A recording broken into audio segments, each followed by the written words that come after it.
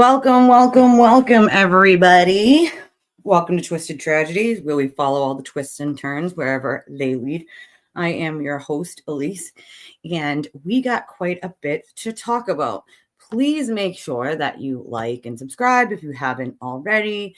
If you're a newbie, welcome. If you're part of my replay crew that normally catches me on replay, but you get to see live because it's Sunday, welcome to the live side of the channel. There's a ticker at the bottom of the screen. This is the bigger version of it. If you'd like to donate to the channel, that is the only way we stay afloat here on this channel, because we only take donations from our viewers.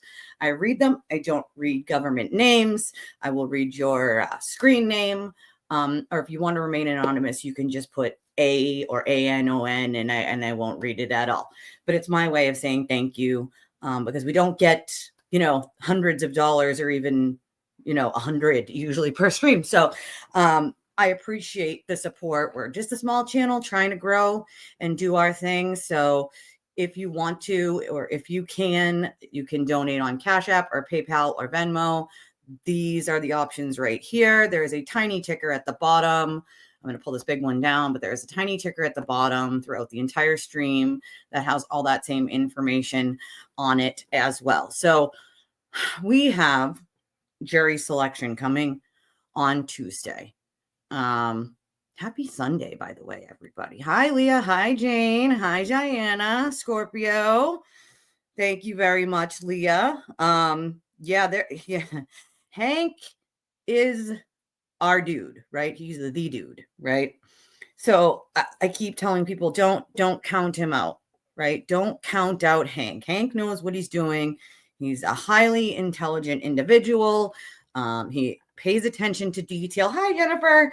And he isn't going to just lay down and take the BS. So let's talk about something that I predicted a while ago that just happened. As we talked about a little bit last live stream, Hank put out a motion for the Commonwealth side of things that they want the defense to stipulate to. Which is what I said. If Hank isn't going to get, he'll still try, but if he isn't going to get the text messages between Karen and her attorneys, and Aiden, hi, Freak, you make it on time today. I'm so proud of you. Hi, Chris. And so if he's not going to get those, right, his other options are, if the judge says no to getting those communications, which, by the way, are not privileged. Aiden is not their client. So there's nothing privileged about the text messages between Aiden and Yannetti and Jackson. Like, there's nothing, even the other side even agreed. There's nothing privileged there because he is not their client, right?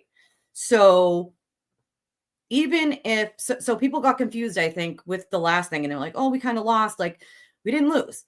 Brennan only asked for the communications between Reed and Aiden, and the judge can only give what you asked for. He did not ask for the communications between Yannetti and Jackson. I think he figured it would be an extension of, because those are her attorneys and they speak on her behalf. But he can just file another motion asking for those specific ones. So the judge can only really give you what you're asking for, so that is one of the options. But I made very clear that if I was Hank, what I would do is, even if the judge didn't give me those communications and decided, you know what, I'm not going to give you communications between an attorney. It's a little bit sticky. I don't want to deal with anything that has to do with an attorney and anyone. I don't want to give you those. Hank now sort of corners the defense into two things. As I've said previous to this stream and before this document came out, that they have two options. They can stipulate to the information being true, or they can testify. And if they testify, there's a good chance that they're not going to be allowed to be Karen's attorneys if they have to testify in the witness stand. So really the only option they are left with is stipulating that these are the facts. And yes, this happened. And yes, these things are true.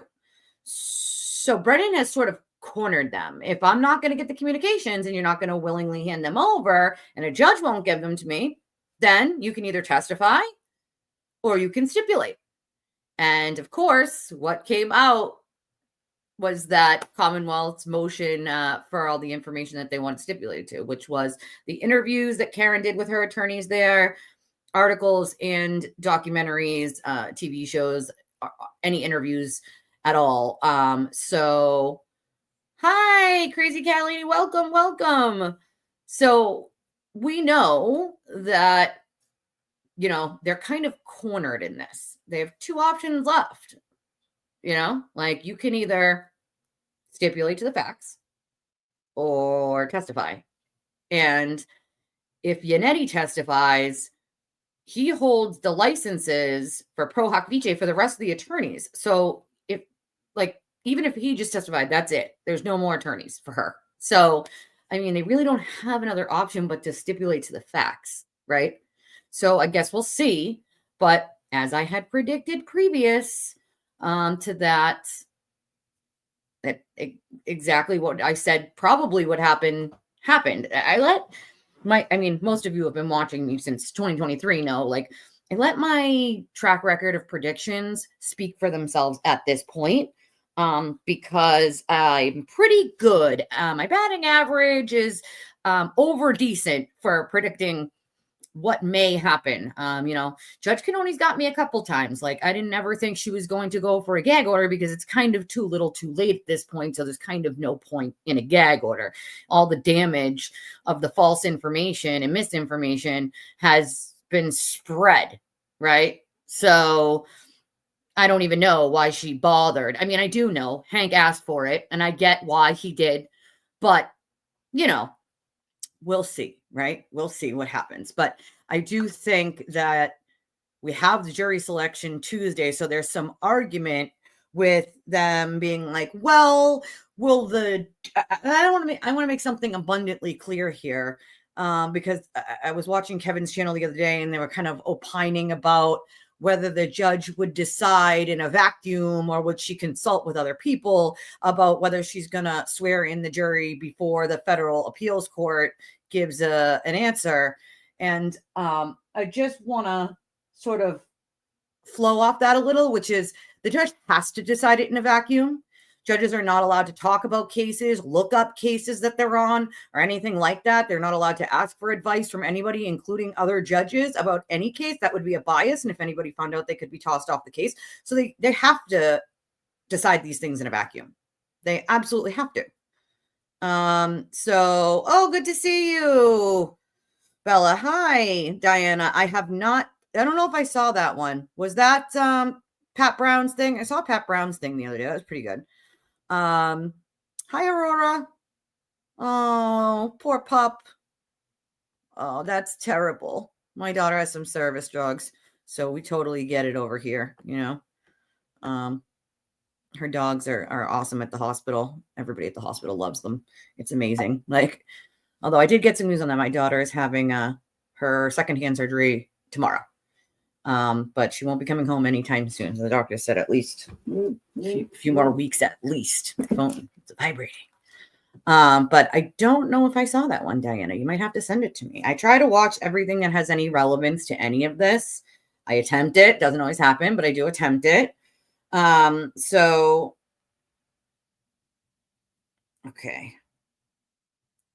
See, I try my best to check everything while I'm live, because sometimes you guys have very pertinent information that's actively happening. So I try my best to make sure that I check all messages when I am live, just to make sure.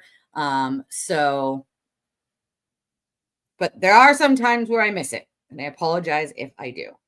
But I want to make sure that I'm at least trying to keep an eye on it. So also, I'd like to real quick thank Ashley, because now watching hearings, we don't have to worry about commercials. She has gifted us a premium YouTube membership. So now no commercials. No commercials. We don't have to worry about it. We don't have to skip them. We don't have to do any of that. So thank you, Ashley. We appreciate you for that. We don't have to go back because we might have missed something because those stupid commercials pop up. So, yes, silver bracelets are exactly what's going to happen. Make no mistake about it. Yeah, you can't send links on here. I have to fix that. Oh, freak, you gotta remind me in a message to do that when I get off live, because I forget, right?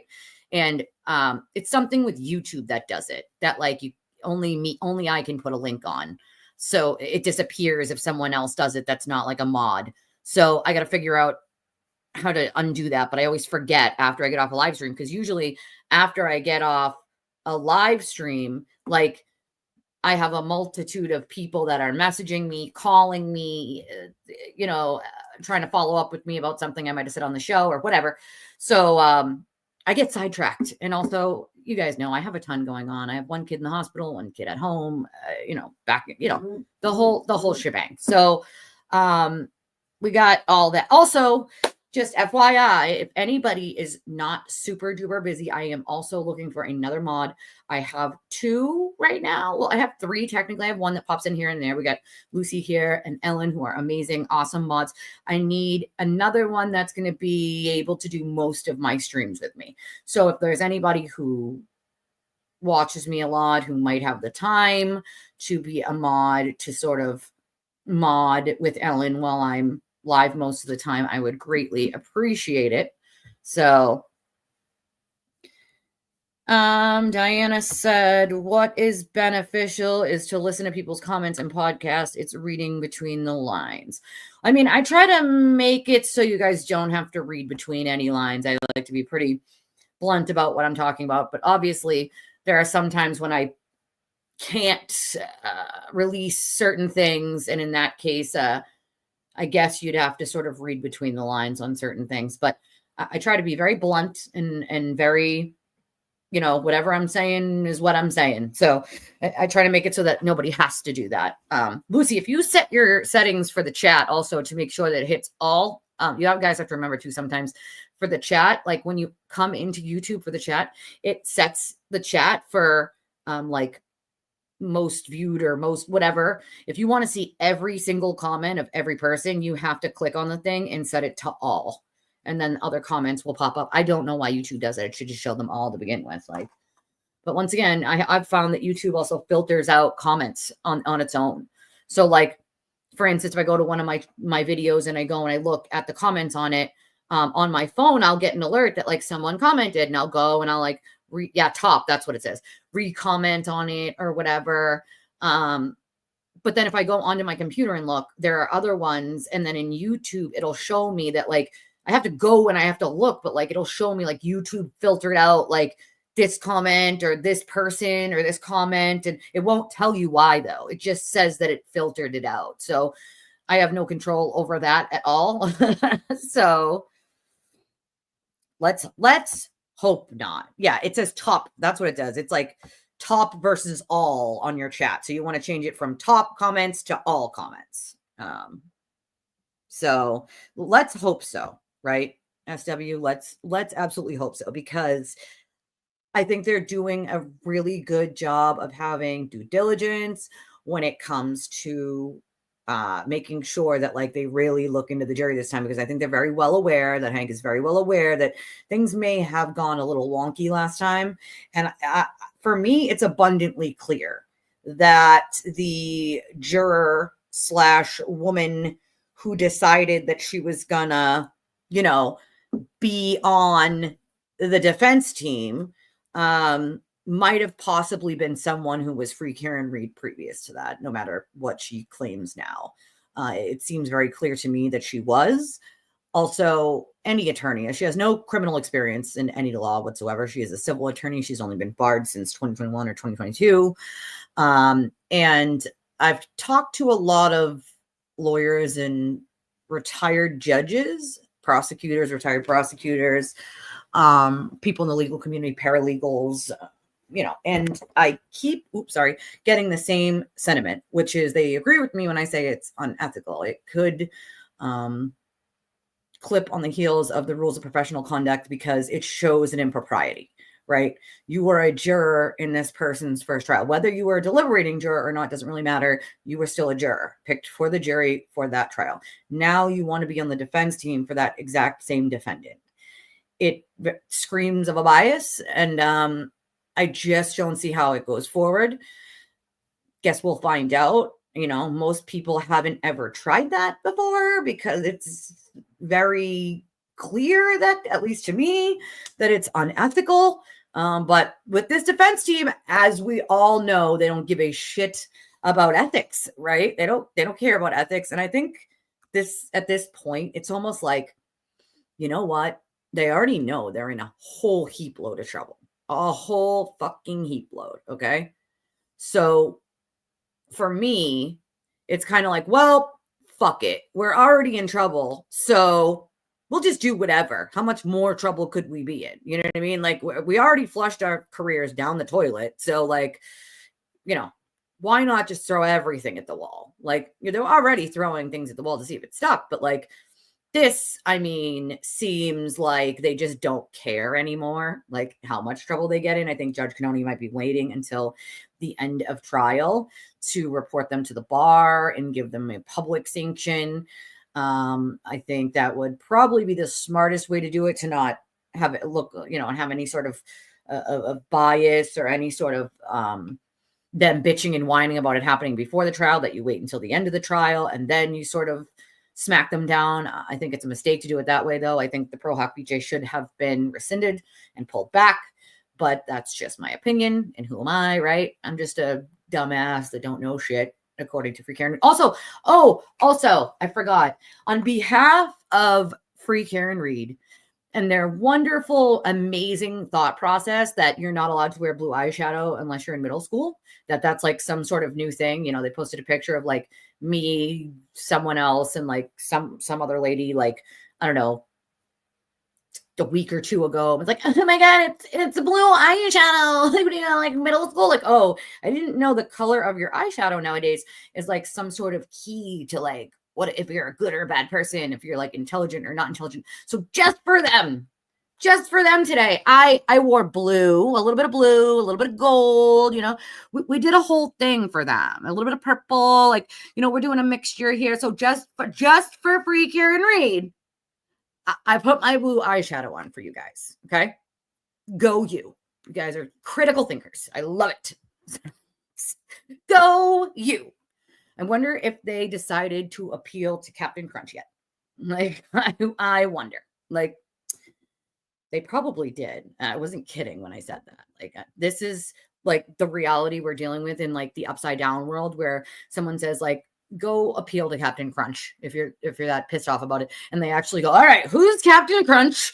And how the fuck do we write a letter to him? Like, how do we do this? How do we do this, guys? How do we do it? If most of you missed, any color. Pink's my favorite color. They will not ruin pink for me, Jane. I refuse to allow them to. All right. It's my favorite color. And Karen Reed doesn't even like pink. She already said it. Like, I don't even wear it, but like, I like the color. Like, no, she just wanted something that would stand out. So she chose pink. Like, listen, lady, your psychopathic ass will not ruin the color pink for me. It is my favorite color. Anything pink, anything that glitters, like, it's mine. All right. Pink, black, silver, gray, like, love those colors together. They're beautiful. And she will not ruin it for me. Okay. I've had this chair longer than she picked the color. So she can just F off. All right. But you know what? I know she should have chose black like her soul. I agree with you, Jen. I agree with you. Yeah, and pink is for breast cancer. It is. They can never ruin pink for me. Don't let them ruin it, Leah. There are many shades. Don't let them ruin it. We got a pastel-y pink here. My toaster and my knife block are both a very nice pastel pink color. Okay. Like, it should have been orange so she could get used to it. That's in my opinion. Like, she should have been orange so she could get used to it. If some of you missed yesterday, no, not yesterday. Sorry, yesterday was Saturday. Friday show. Orange is her color. I have blue eyeliner on. It's actually a dark blue. I'm actually wearing it right now. It's actually ColourPop eyeshadow eyeliner. It's amazing and I love it. It's their gel eyeliner from ColourPop. So thank you, ColourPop. I appreciate it. They have great products. Gotta love it. But blue's not a thing, right? Like, I got my blue headphones too, like in case they didn't like it, like, yeah, it's my color. She can write off. All right. But if any of you if y'all missed the show from Friday, I think it was Friday, or the one from the time before that, I think we'll replay this because I got so many comments on my impression of the Diary of a Wimpy Sewer Turtle, because as we read in his motion that he filed for a protective order, which I find just hilarious that he asked the court for a protective order after constantly breaking his protective order when it comes to the extraction of Lindsay's information. I find it funny he pleaded with the court for a protective order of his information. Screams about the First Amendment, right? But then says, no, hide all my information from the public. Says that if the McCabe's or the Alberts or any of them want to invoke their right to privacy and their right to not have the public eat all of their information, that they're guilty as sin. But that just does not apply to him, right? So he had to write like a Betterow Diary of a Wimpy Kid, like, you know, whole thing. Your Honor, please hide my information, even though I don't give a shit about anybody else's information. And I dox the prosecutor and the jurors and pretty much anybody else that I want the mob to go after. But like, please, definitely protect my information.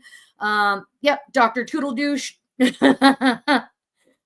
Oh, tell your husband I appreciate the LOLs. I think we'll play it again, just for some LOL fun on a fun day Sunday day. I think we're gonna play that impression again because I got so many text messages and so many, you know, messages about it, emails and social media DMs. Like, I think it's important that everybody laugh once in a while, and we're gonna do that because I think it's quite telling to exactly who he is. Okay, so let's oh, watch him from the bushes. Hi, chicks. Yeah, that's the thing. Even TV's lawyers couldn't write that for me. I had to write it for his damn self. Like, please, Your Honor. All right. Hey, Potluck, my friend. All right, ready? We're gonna do it. We're gonna play it because, you know, it's important. This is, you know, everybody get ready for the Diary of a Wimpy Sewer Turtle. Okay, get your pads of paper and your fluffy pens. I don't have mine right now, but you can bet that his pen has, you know, probably a face of him on it, you know. But we're gonna play it. Ready? Here we go. And he used to be like, oh, I didn't know, or I forgot, or he tries to play it off because he never wants to just admit outright, even though it's to your attorney, so it would be privileged, that there's anything there. Make no mistake, he is extremely nervous because he knows what's in those phones. And it's not just these things. There's many other things in his phone he knows he could be charged with. Wiretapping, blackmail, threats, extortion, like the list goes on and on and on, you know, like it will all come to light. Make no mistake about it that everything, Heather, you are exactly right, will come to light. Like, he is a liar. That's all he does is lie. Like, I don't think that the judge needed to be clear. I think what was happening was Bradel right after this, and Eddie and Jackson were whining and bitching about what could be produced and what couldn't. And the judge was like, I thought my order was pretty clear about what could be produced and what couldn't. So basically they wanted to argue over what was privileged and what wasn't. I think giving Aiden any sort of protective order would be ridiculous, especially based on all of the things that he has leaked out and continues to this day to break the protective order when it comes to Lindsay's phone and her extraction. Yep, to this very day. Yep. He is breaking that protective order. Sure constantly. Oh, Francesca, you're double on the screen. So I find it funny that he has to do his, you know, dear God, it's me, Margaret. Here it is. This is Sewer Turtle. Dear Your Honor, with my little arms. Dear Your Honor, this is hard to read with my little arms. But I've been breaking protective orders and constantly broke a restraining order. But I would love if you would just put all of my information under protective order because I don't want my viewers to see all the bad things I did. I can't do it. Your Honor, they need to give me their money. And so I would ask that you impound these things because it makes me very angry. I get very angry and upset, and my little arms can't handle it. So I would ask Your Honor to please give me a protective order for that information so that all of these antis can't make fun of me. It hurts my feelings. I just really don't like it. So please, Your Honor, can I please... I'm really nervous about going to jail for this witness intimidation. So, and also, if you don't, Your Honor, you're going to have to, if you watch my channel, it's $5 or more. It's less than $5. It's not worth my time. You have to donate at least $5, Your Honor. So, respectfully, I would ask that you please give me a protective order on all of my crimes. Because I can't have these people finding out it's my money. It's my livelihood, Your Honor. My livelihood. So, under pains and penalties of perjury, please protect my information. I don't care about other people's information. I leak that all the time. Just mine, please. Thank you, Your Honor. Thank you very much. Love. The wimpy diary of the future. I mean, aging seriously currently. I'm very serious. This is a very serious matter. Please don't call the IRS. Yes, Your Honor. Please don't call the IRS. Like, please. Yeah, it's $5 turtle self-esteem boost. You got that right, Ellen. Like, I mean, that's all I can hear in my head is him begging the judge to not release all of his information so that everybody knows what a liar he is. Don't release the truth. Don't do that. Don't do that, because then those turtle chats won't keep rolling in for me, right? They will not. People won't buy memberships and merch from me if they think I'm a piece of shit. So I can't have you leaking the actual real truth, because that would be a problem, Your Honor. So I would ask that you impound and protect all of my information while I consistently leak, harass, intimidate, and do to everybody else what I'm asking for it not to be done to me, because I have feelings and I might freak out on one of my viewers. Oh my God, I have to show you guys this because it's so funny that I we're gonna let this play for a second. Laughing this is pretty good. So hard. Like, okay. I actually was telling Lindsay about Your Honor, this. please, Your Honor. Morning. I think it was this morning or yesterday.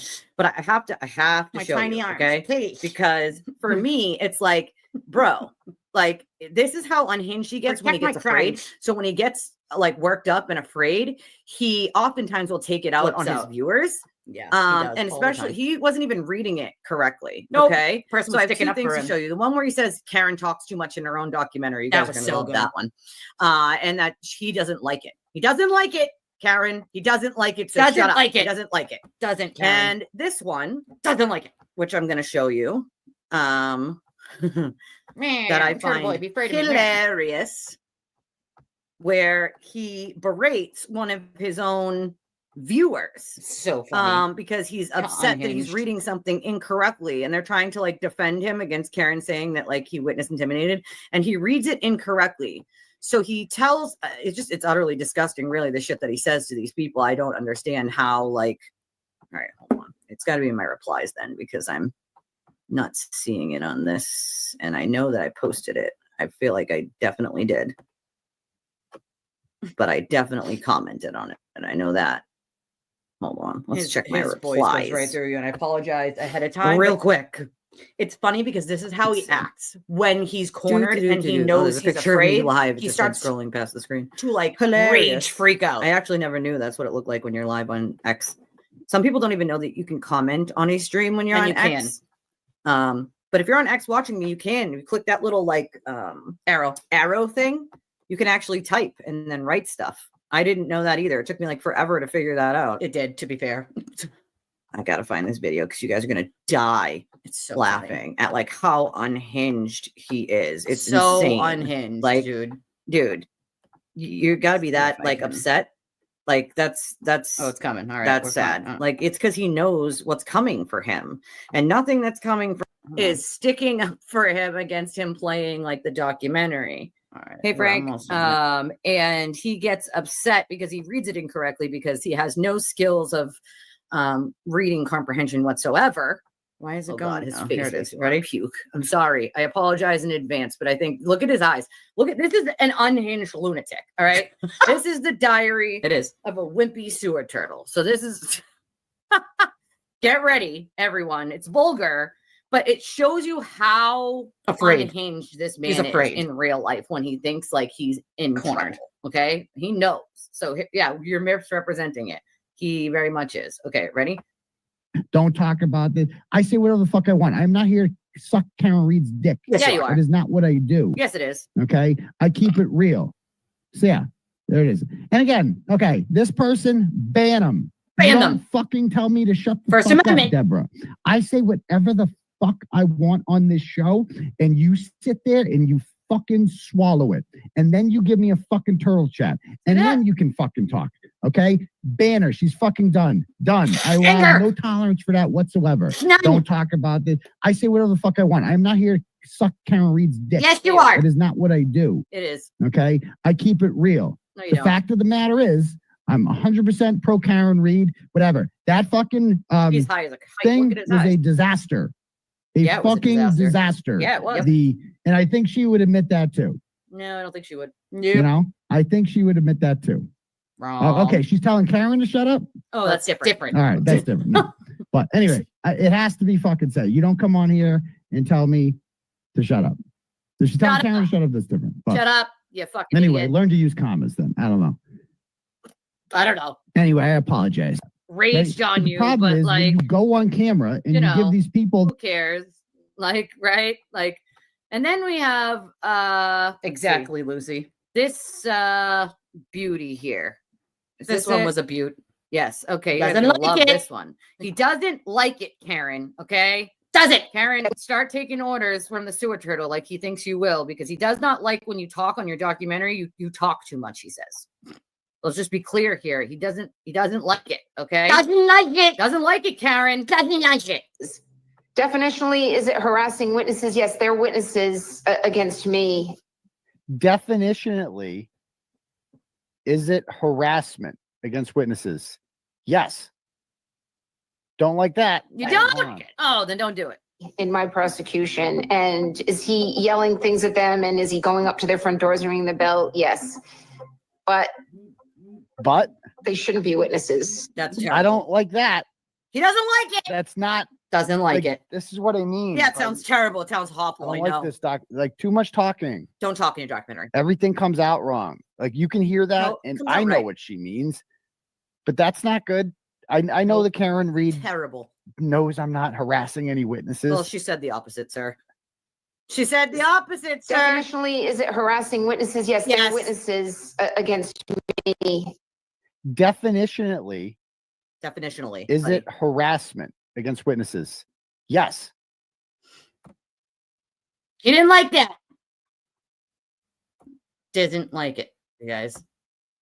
He does not like it. All right. Don't like it. Don't like it, guys. I just don't like it. Okay. It's not nice. I don't like it. I get really upset. I get angry. And I'm terrible. I'd be afraid of me. My little tiny arm fist. That's literally what I see in my head. Like, oh, he needs more than a psych eval. Like, that man needs a straitjacket and a very long stay at a state hospital and prison. Well, state hospital now and then prison when he's convicted. He needs way more than a psych eval. The man's unhinged. Like, it's just unfortunate. Like, I'm sorry. I apologize. I will try to bring it down today a little bit. I'll attempt to bring the level down. But the impression is real, though. Like, I don't know how many people, because now in my head, all I can hear is like the whiny sewer turtle. Come on here, please. I'm angry. Sewer turtle, angry. Like, you know what I mean? Like, that's all I can hear is him like whining and bitching that, like, but you need to protect my information, all while exactly bitching that he's allowed to just disseminate any and all information on anybody and not follow any protective orders or, orders by the court at all. He doesn't have to do that, right? Like, but everybody else does. Hypocritical. You know what I'm saying? Like, so now, I mean, I tried to clip that. I wanted to clip the impression part and like put it on X, but my phone was not cooperating with me. I did not have my computer out. I don't have screen record on my phone. And then I had to download an app for screen record and it wasn't working right. So if anybody is good in clipping and can clip it and then email it to me, I would highly appreciate it. I am not great at the whole clipping thing. I can edit videos as I did my intro and my outro, but that takes a lot of time. And I was just hoping I could clip like just a little bit. So I also want to say thank you to Potluck for your $15 donation. Thank you, my friend, as always. I really appreciate it. And then we have another one from Red Queen. I appreciate you. She said, enjoy your show. It's a $10 donation. Thank you so much. If anybody else wants to donate, you know how to do it. It's right at the bottom of the screen on the ticker. Oh, sorry, I must have accidentally removed that one. But the ticker, whoop, there it is at the bottom of the screen. You can Cash App, Venmo, PayPal. And I appreciate you guys. Thank you so much. And of course, we'll thank Ashley again for her contribution to the channel, which is premium YouTube now, y'all. We don't have to worry about doing commercials anymore, right? So no more commercials for the hearings. And since we're starting the trial, that will be very, very helpful. Unfortunately, I cannot get rid of Fanny the Fan. So probably going to see a lot of Fanny the Fan. I wish they had like a seal. A lot of like courthouses have like a seal, you know, that you can do, but we don't have one, unfortunately. We do not have one. Hold on. Give me 1 second. I just have to check something for 1 second. Talks amongst yourselves for like 2 seconds. Just, well, about a minute. Give me one.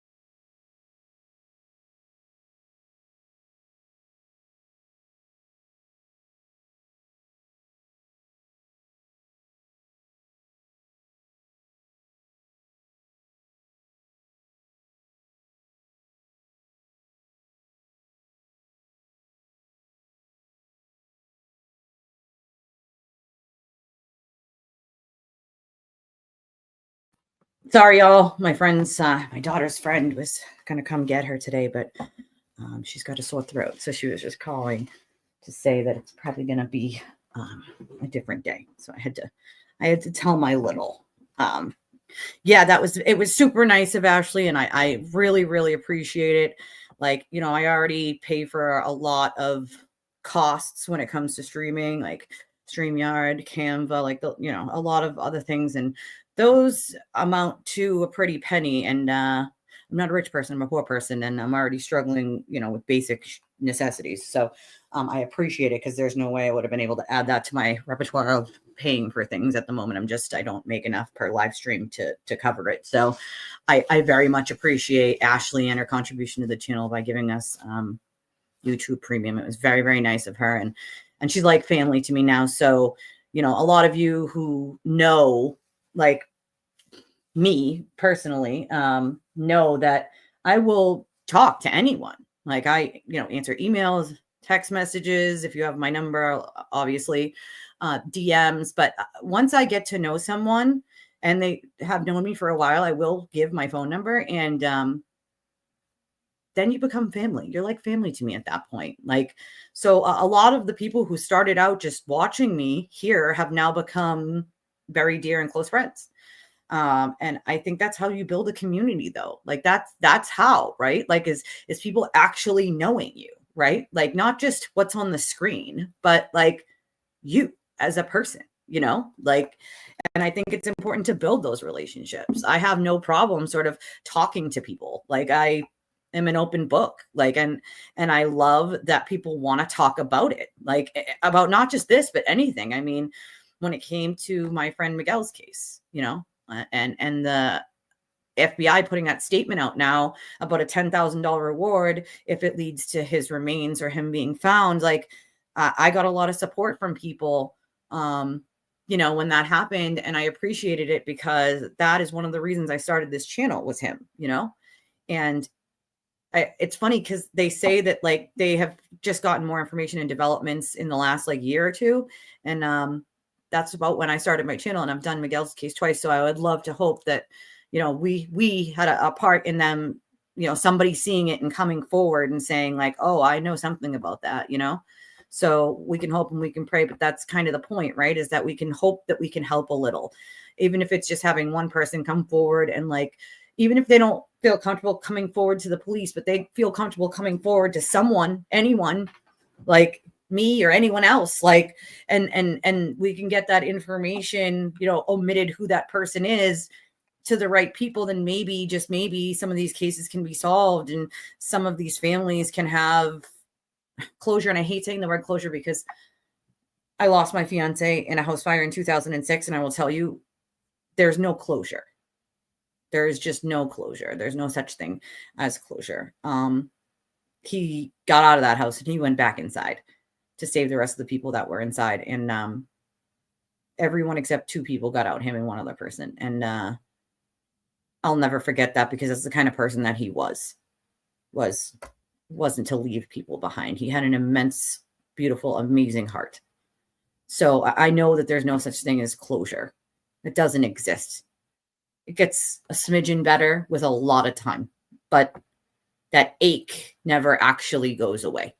And imagine that sort of ache with a missing person, right? Like an actual missing person that no one knows where they are. Like, that is a different kind of ache, because you don't even know, you can't even put them to rest, So those are the cases that sort of hurt me the most. A friend of mine that I went to high school with, her mom went missing right before the pandemic, and there's been no sign of her, and she has not been found.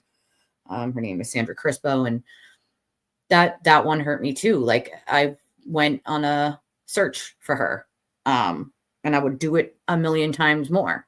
Like, even if it leads to nothing, at least we can check that box that place is not, we didn't find anything, So I just hope that my channel or anybody else's channel can help even a little bit. And I think that's sort of what it's about for me, is like making sure that, like, we do some good in this world, even if it's just a teeny tiny bit, like, I hope that everyone can do that. I see that some of the FKR people are, streaming Friday, Saturday nights on purpose. I do a Friday day. Can't really do nights anymore, because, like, my kid at the hospital, and I got to do, homework, dinner with my little, and it's hectic here at nighttime. But I like to do streams when I think I can give you guys the most time, right? But I've been noticing that they've a lot been doing Thursday nights, Friday nights, Saturday nights. And it's like, you guys really are bad grifters. Like, that's just what it is. Like, they're doing that because those are paydays for people. So they're like, oh, I'm going to rake in the most money on a Thursday night, a Friday night, a Saturday night. Yeah, you probably will on those nights. But how about just doing the stream because you want to get information out there? But as we know, that's not how they work. They want to get a narrative out there that has been debunked about 72 and a half times. Like, like, it just unfortunately is. There she is. There's the woman of the hour we were just talking about. There she is. No, that pain never goes away. It just kind of sits there, like a lump in your chest, unfortunately. Like, thank you, Potluck. I appreciate that. Nope, I'm just a person, Listen, believe me, I'll toot my own horn when I need to and pat myself on the back when I need to. And there are two things that I very much know about myself. One is I'm a good friend and a good person. And the other is that I know the law front, back, and sideways, especially when it comes to criminal law. Don't ask me about real estate law unless it's air rights. couldn't help you in that. I know a lot of civil, a lot of family, a lot of criminal law, like that stuff I know, especially for this state, for Massachusetts, like the front and back of my hand. Landlord tenant law, like that kind of stuff. Like that stuff I know. Real estate law, not so much, not my thing. I even know class action because I've been part of 2 class action suits forever, a whole lifetime ago at this point. Employment law, I know a ton about that too, but like real estate law was just not interesting to me. I didn't like it. Like, oh, that's awful. But I'm just a person. I'm just one person in all of this, one person. And it takes more than one person, right? This is a collective. It is a collective of people who want to do the right thing and who want the truth out there. And I couldn't do it alone, right? I couldn't do any of this alone. If it wasn't for any of you, where would I be, right? Like I wouldn't still be here because like at least one person has to watch me, right? Like currently it's around 200 on a Sunday during the day, which is decent enough between X and YouTube, but I can't do it alone. I can't do it without all of your voices, right? Like all of your voices help put the truth out there so that people who were easily duped or easily led can hear the facts from people over and over and over. And in the past, I've been able to give a lot more time than I have recently because of all of the health stuff with my child. I haven't been able to give a ton of time to X and posting a bunch of stuff. But you guys do all that. Or Facebook, you guys do all that. Like, that's you. That's not me. That's you, right? Like, it's a collective. It takes more than one person, just does. Like, that's it right there, King. She couldn't care less about John. And Pollock's right. She doesn't try to hide it either, Like, oh, Ashley, that must have been really tough meeting his family. If you just popped in, we were thanking you for the premium right before you popped in. We were thanking you for the YouTube premium because it means a lot, so we don't have to watch the commercials anymore. Well, exactly. I can try to give you the best I can, the facts, and you guys get it out there. Although a lot of you do some great research on your own. You don't even really need me. You do your own research. And I love that about most of you is that you're intelligent go-getters that go and they look for the information themselves. They go to check it out and see what they can find and they do their homework. And I love that about you guys. I love that you do your homework. I love that you don't just take my or anybody else's word for it. Like, I love it. I absolutely love that about you guys. And that's what keeps me coming back here time after time after time is I enjoy all of you as human beings, like all of you. I love the intelligence. I love you guys' comments, your witty comments, your funny comments, your very intelligent comments. And we can figure things out together too, right? Like if you don't have those conversations with other people, then how do you figure stuff out? Like how? You don't. You have to have those conversations, right? To figure things out. Hey, Jack, my friend, how are you? Oh yeah, poor guy. That was not only that, but you remember that she said, and I quote, what was it? That body did not hit my vehicle. So it wasn't John didn't get hit by my vehicle. It was that body. And people who were close to someone, like significant otherwise, and then they sort of use a word like that body, it's a way to disassociate themselves with that person being an actual human, right? So that's sort of what she was doing, is separating herself from John as if he was a thing and not a person. And you will see that a lot in criminal defendants who have committed the crime, as they're trying to separate themselves from the victim by dehumanizing them, which is what she does by saying that body, not my boyfriend, not the man that I loved. You'll never hear her say, I loved John. They ask her if she thinks about John, and she says, "Oh, I think about him in the aspect of, not in the aspect of the time we shared together or the amazing memories that we have of each other or that I have of him now that he's gone. It's in the aspect of, it's like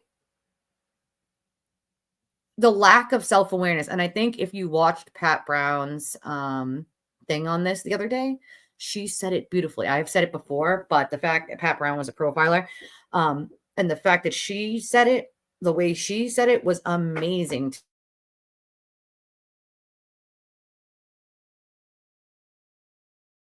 One second, guys.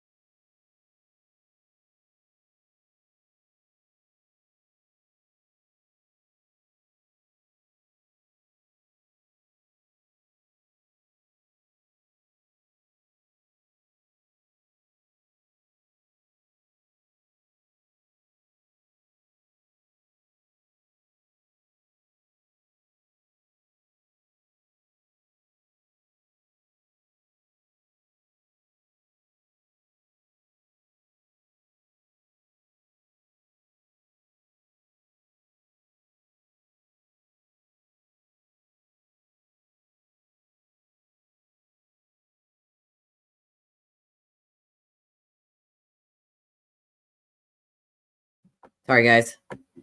My little was she's upset she can't go with her friend who has strep throat. She is all about herself. Narcissists are completely incapable of feeling love, also empathy, sympathy, hence why you don't see any of that from the sewer turtle. Yeah, PTSD. I have CPTSD, which is complex post-traumatic stress disorder. So it's where PTSD would be usually it's one trauma. CPTSD is a multitude or more than one trauma.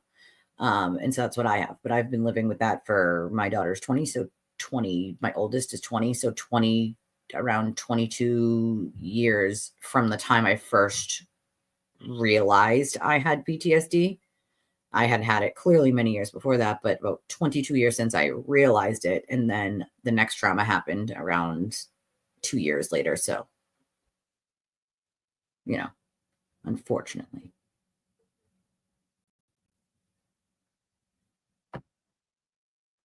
Oh, Ashley's got a good theory. She's got a good theory.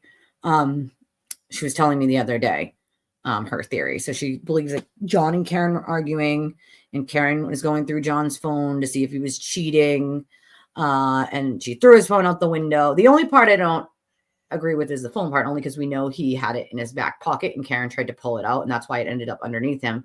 But the rest of it could very well be plausible, right? Like they were fighting. She was looking through his phone. She didn't find anything, right? Like gave it back to him or threw it out the window. In the case of Ashley's theory, John got out, pissed, threw the cup at her car. I think also maybe what happened was when he got hit, the force of his hand, he had the cup in it, it made the dent and then broke, which is how it got onto his face. Maybe, he went backwards and his head hit the bumper and that's where he cracked it. I don't know, but Ashley's got her theory, and it's that Karen got pissed off because John threw the cup at the car and she threw it in reverse and she backed over him. And when she did that, Ashley said she believed John hit his head on the taillight, causing him to break the taillight. And I know that's not supposed to say couch, gash in his head, maybe. And I believe that's how the DNA got on the inside of the taillight housing. When his body went backwards, I believe the taillight shards cut his arm off, traveling in the same direction of his body. So that's a good theory. There's a little tweaks I would do to it for my thought on it. But it's a good plausible theory, right? Like Jax is Karen hit the gas, the car went backwards, hit John, he died in the snow. Everything else is a smokescreen. I mean, realistically, yes, we could probably opine on every little detail, but it's a good thing to think about, like maybe what could have happened, how could have X, Y, and Z. We now know that scratch on his nose came from a piece of glass that Karen plucked out of his face. We know that now, thanks to Karen. Thanks, Karen. And like the sewer turtle says, it's a disaster. That documentary was a disaster. Karen talks too much in her documentary. She says, I don't like it. He's like, don't like that. Well, shit. No shit, you don't like that. Here's an idea. Don't commit the crimes, sir, if you don't like what it sounds like when people say it out loud. Just saying.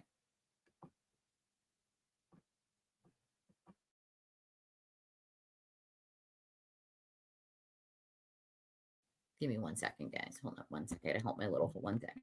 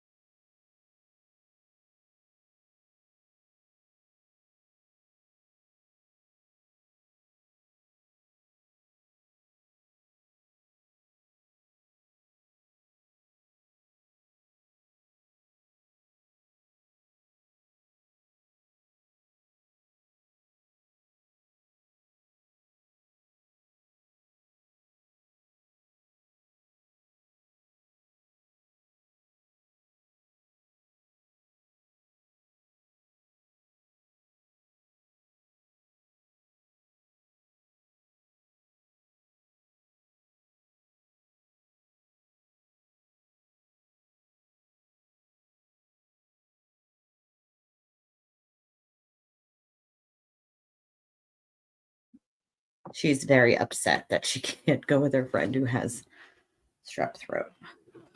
I feel bad, but there's nothing I can do to change that, unfortunately. But she's a little bit upset, little bit upset. She just wanted to go see her friend, but she'll see her when she feels better.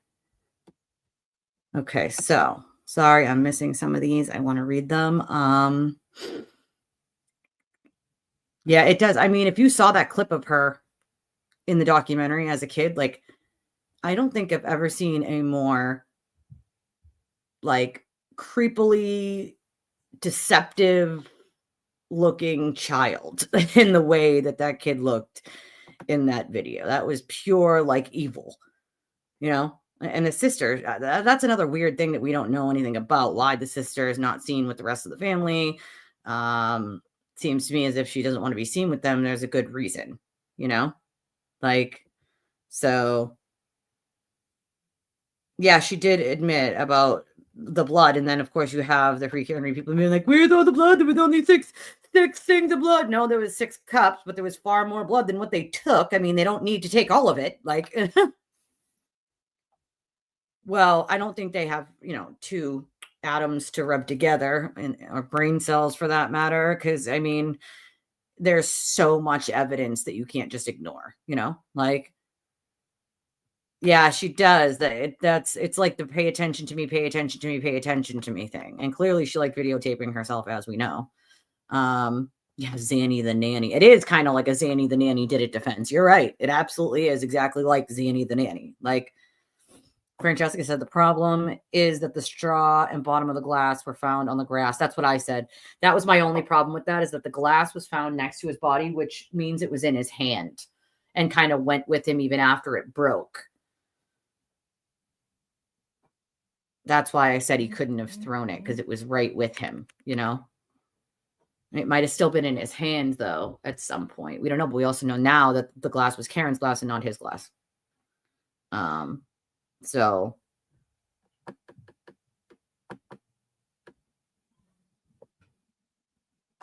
Jack said, the funny thing is that Karen and TV would absolutely despise each other. Oh, yeah. But now they're stuck together. Well, here's the thing. Apparently, people say that she used to watch him before that. So it's like, if you watched him before all this, like that, like, shame on you. Shame on you anyway. You're just not a good person anyway. Like, I don't know what to tell you on that one. Like, a reenactment, right? Do you think he'll bring his pen? He'll be like, Your Honor, please save my information from these people that I throw all the other information about everybody else out. Please. Please save my information, Your Honor. Please. Protective order, please. I am sure it's true. Tell me Ross with my little lump, please. Well, that's the thing. You have so many. I think me and you's theory is pretty close, Potluck. Like, our theories are pretty close. The details are like the ones that need to be ironed out, I think. But like, Karen never got out of the car. They don't have to argue outside of the car. They can argue inside of the car, They don't have to be arguing outside. They could still be arguing inside the vehicle. Like, even if John got out at 12:30, she could have rolled the window down and been arguing from sitting in the seat and not got out. It's a very real possibility he got out and she didn't, I don't know. You're right. The phone never went in the house. We know it was in his back pocket. And Karen so kindly told us that she tried to take it. So that's why it ended up underneath him and not still in his back pocket, which is something I said a very long time ago, which is I thought that it would have still been in his back pocket, right? If he put it in his pocket, I believed that it would still have been in his back pocket. And I was like, well, how did it get underneath him? And there are many ways it could have. But my first theory on this forever ago on a very earlier live stream was that someone tried to take it out of his pocket, whether it was him or someone else, that someone tried to pull it out of his pocket. And that's how it ended up underneath him. Ends up that I was right? Like, he could have had 2 glasses. That's another thing. Could he have had both glasses in his hand, his phone in the back pocket, and both glasses? I don't think we've explored that theory, right? Like, whether he could have had both glasses. He had Karen's glass and his glass. Maybe he was like, we're both going in. I'll grab your glass. I'll grab my glass, and we'll take them both in. Like, because we know that he had the straw from Karen's glass, which would mean either he took it out and put it in his glass, which we thought at first, or he had Karen's glass. So maybe, just maybe, he had both glasses. It's a possibility he had both glasses. I don't know. You know? I do believe that the glass is responsible for that dent. I just don't know how, because the dent is circular like the glass. So it would lead me to believe that that dent came from the glass, right? Like, oh yes, I also browsed that website as well. I did the same thing.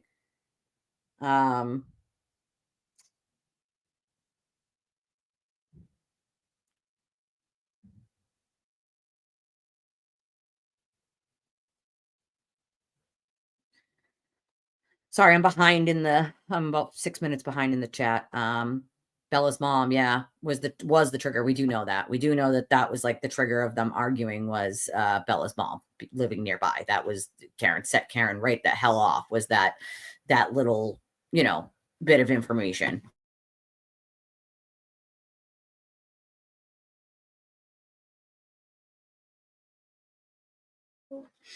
I can't wait to hear that expert testimony either. It's going to be quite interesting, you guys. Looks like she was a little bit of a snot-nosed kid.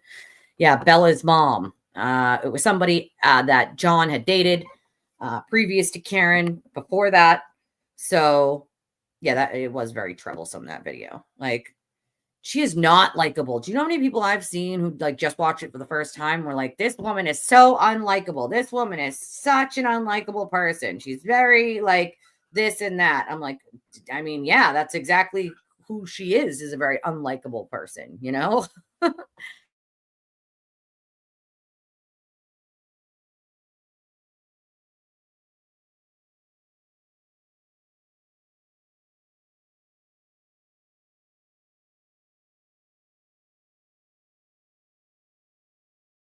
Hold on one second, guys. My little's getting some toys here, just banging them around.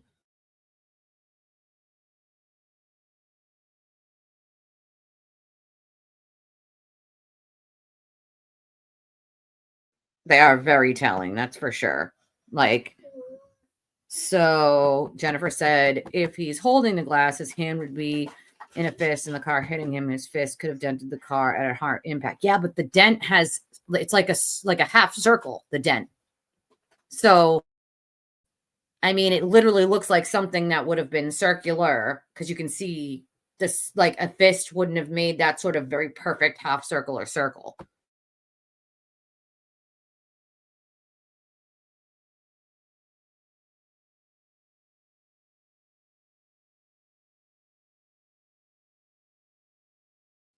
Karen, my friend. Hey, girl. Hey.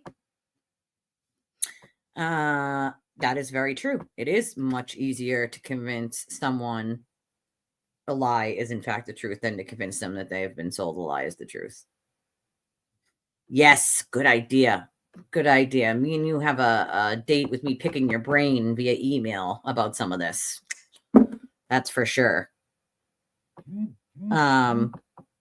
If she's telling the truth about the glass, remember, she lies all the time. Well, that's very true. So it's like, I do believe that she picked out that piece of glass from his nose, though, because that completely makes sense as to why he would have had that scratch on the nose.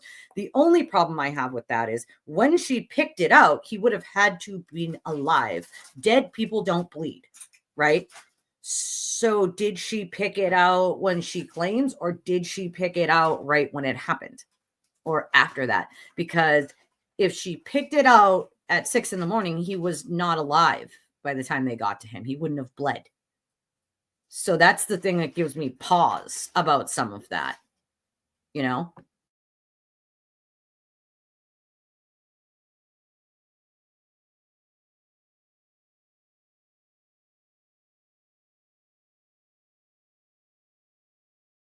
We do only have her word, but we do know that when they tried to put the glass together, they were basing it on it being John's glass and saying that the glass wasn't matching what John's glass would have been. So that also leads me to believe that is Karen's glass. So there's more than just her word that leads me to believe that it was Karen's glass. Otherwise, I probably would have just completely disregarded it if it was just only her, you know? Like, yes, the good Karen, exactly. Karen is a very good friend of mine, friend of the show, and good friend of mine. That's my friend. She continued arguing with him on, yeah, if just the voicemails alone show you how ragish she was. Like, she was raging. Like, she was sure turtle raging, guys. She was sure turtle raging. I'm Karen Reed. Be afraid of me. She was hardcore raging out. Like, steroid raging is what she was doing. Like, you know? Combined speed to break the taillight was 32 miles an hour. Well, we also know that it was 18 degrees out, so it would have been easier to break that taillight with the Colt. So I think they argued inside the car. It was cold and it makes sense, probably about his ex. Yeah, I think that's exactly what happened is they argued inside the car. At least one of them, like Karen, was inside the car. John didn't necessarily have to be inside the car, but I know that she did. Also, we'll probably know because if they know, right, they know what time John took his seatbelt off, they would know whether Karen was sitting in her seat or if the sensor from the seat that tells you to put your seatbelt on wasn't going off or didn't have someone having their seatbelt on. We will know that with the data. If they have the data that says what time John took his seatbelt off, then they know whether she was sitting in that seat or if she was not sitting in that seat. So, yes, I follow that channel. I follow that channel as well, Barb. I do. Yeah, exactly. Jen said Bella's house, and that's exactly it. Karen heard Ashley's house. Like that's literally how it happened. Like in her reign, that automatically meant like John must have done something with that person now, not that she dated her previously, which she already knew. You know, like yeah, the phone was under John, but I think that's because she tried to pull it out of his pocket. You know, like oh, she was so pissed over Aruba, like. But that shows you what little it takes to set Karen off, right? As little as somebody giving John a hug who had known him for years and years and years and years and years. That's all it took, right? For her to freak out and be like, oh, you're making out. And then when proven wrong, because clearly that's not what happened, she tried to pay her way out of it, right? Like, let me pay for your hotel room. Let me pay for this. Let me pay for that. Like, come on now.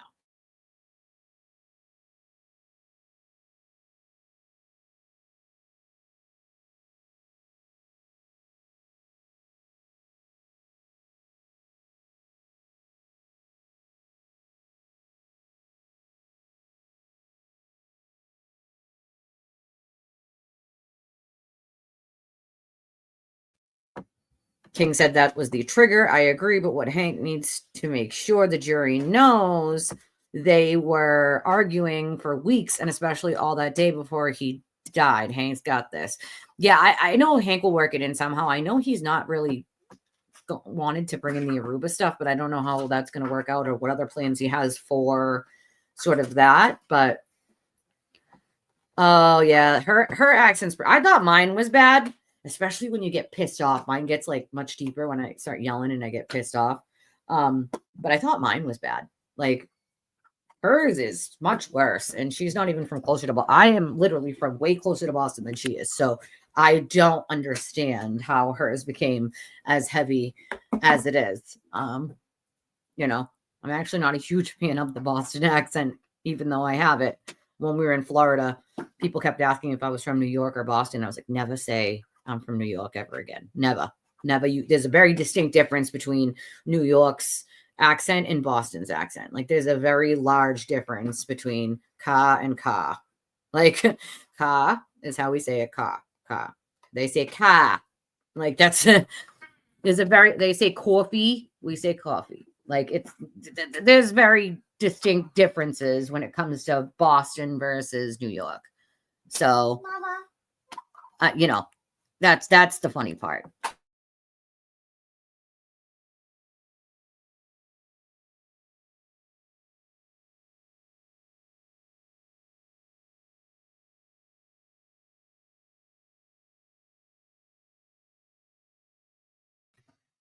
Semicircular dent. Yeah. That's what if I had to bet on it, I'd say it would be probably the bottom of the glass because that's what the dent looks like. It's like a semicircle, but it's a very like round. It's not like jagged or could have been knuckles or hand. Like it is so round that it would have to be an object.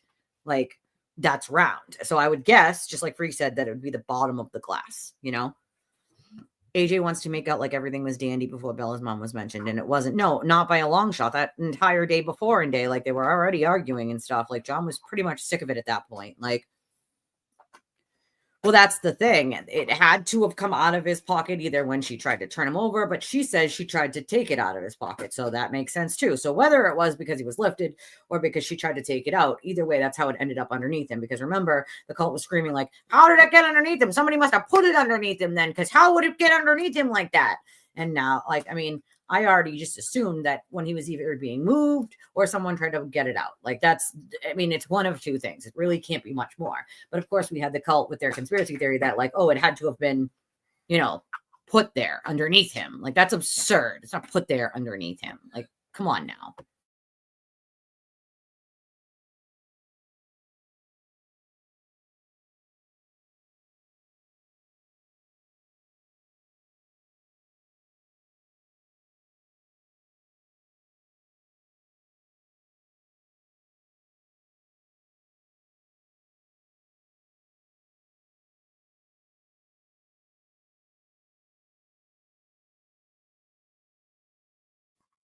The taillight at that temperature was very easy to break. Well, that's the thing. It was easier definitely to break at that very low temperature. We know that. Like, I really am convinced he didn't throw the glass. We didn't have to throw the glass. Could have just been in his hand when he was hit and then the force, you know? But I do believe that that rounded dent came from that glass. However it happened, I just feel like that's how it happened. I mean, it could be wrong, but like, that's just my theory, you know? Like, yeah, I mean, it could have been a transparent piece of glass from the taillight, or it could have been a piece of glass from the cup. Like either way, we know that the cup glass was found next to him. So it could have been one or the other. We don't really know. I think there are definitely some of them scratches on his arm are from the taillight, pieces of the taillight. I don't think that he threw it. That's not my theory. But again, I think it might have been just in his hand and the force, but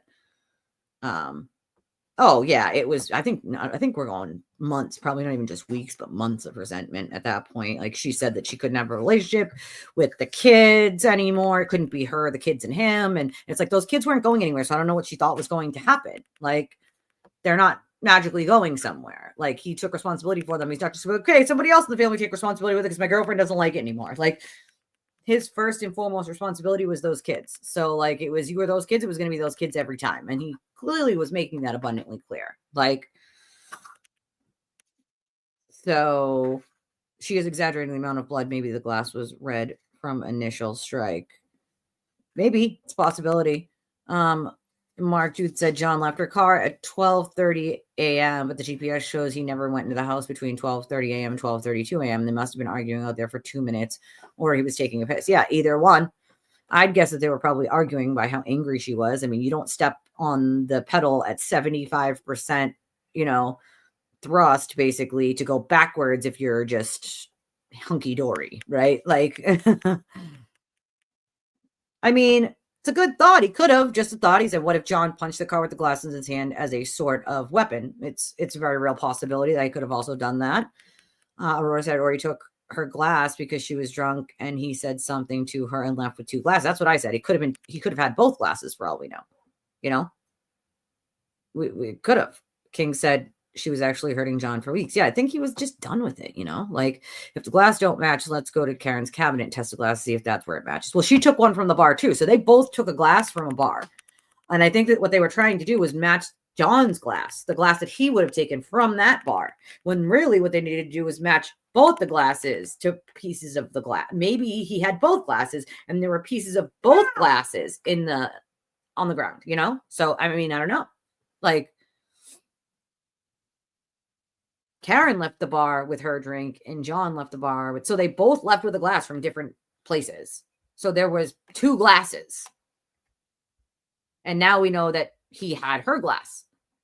So yeah, wind chill factor was very, very cold. Like, oh, I bet it was. I mean, she was doing the whole thing where she, you know, reached out to Higgins, wanted his number, was flirting with him. Like, and I do think that Hank needs to make everything very abundantly clear, as you say, Kings, as well, to the jury. Like, everything needs to be clear on the timeline. Everything needs to be nailed down on the timeline. So that's all that they can think about when they go back to that deliberating room is this is what happened at this time because we know we saw this, this, and this. We know this happened at this time because this data shows that this happened at this time. So this part of the conspiracy theory could not have happened because this happened and we have the data for it. Like, he needs to make it very clear, which I have no doubt that he will make it very, very clear about what happened at what time and show some visuals and data to back it up, which we have. So I think Hank will very much nail this trial. You know, it's just going to be great watching him do examinations and cross examinations, direct examinations and cross examinations. I think it's just going to be amazing. Like, that's like my favorite part to like watch is going to be the examinations and the cross examinations. You know, John was walking at 12:31:56 a.m. The health app recorded steps at that moment. So that's when I think, so you have to remember, even steps recorded don't have to be like you took one step, you took two steps. It could have been when he was hit, when his body sort of turned and pirouetted and he ended up on the lawn. Those would count as steps because you got from point A to point B. So your phone would count them as however many steps that would have been to get to where you are, right? So even though he didn't step 36 actual steps or go 36 actual, steps, his body being hit and then turning in the motion that it turned, and then, wherever he hit his head, wherever he fell, tumbled, rolled, whatever, that accounts for the 36 steps. So he also could have been, and I think that as well, that he was walking towards the house when she hit him from behind or even from the side. So I think some of those steps are going to be him walking towards the house and then she hits him and then he ends up. So I think that accounts for the steps. It's not just going to be only steps. And then if he's, spinning, that doesn't count as a step. It does. So that's what I think, Oh, a lot of people who are involved in this are extremely insecure. The sewer turtle is extremely insecure. It doesn't like his small arms. Okay. Don't talk about them. It makes him angry. Like, angry. Okay. Angry. Yeah. Well, she did that on purpose. She was so mad about Aruba, even though she knew she was wrong. She couldn't rationalize because she has no rationalization in her brain. She is narcissistic, just like the sewer turtle. They don't have those chips in their brain. They just don't exist. Like, my ex is a narcissistic psychopath, and they're always showing off, offering to buy everyone drinks, dinner. They like to show they have money. He also dress name brand like, yeah, bingo. I've also been with one, been there, done that with my abuser. He wouldn't take care of his own responsibilities, but he would buy things for everybody else. It's amazing, right? The things that they'll do. And they want to look good to other people, but behind closed doors, they're very different people. And even sometimes in public, because they can't help but hide it, they don't have that, that sort of empathy or sympathy to show to other people. They just don't. Hold on one second. I gotta close the door.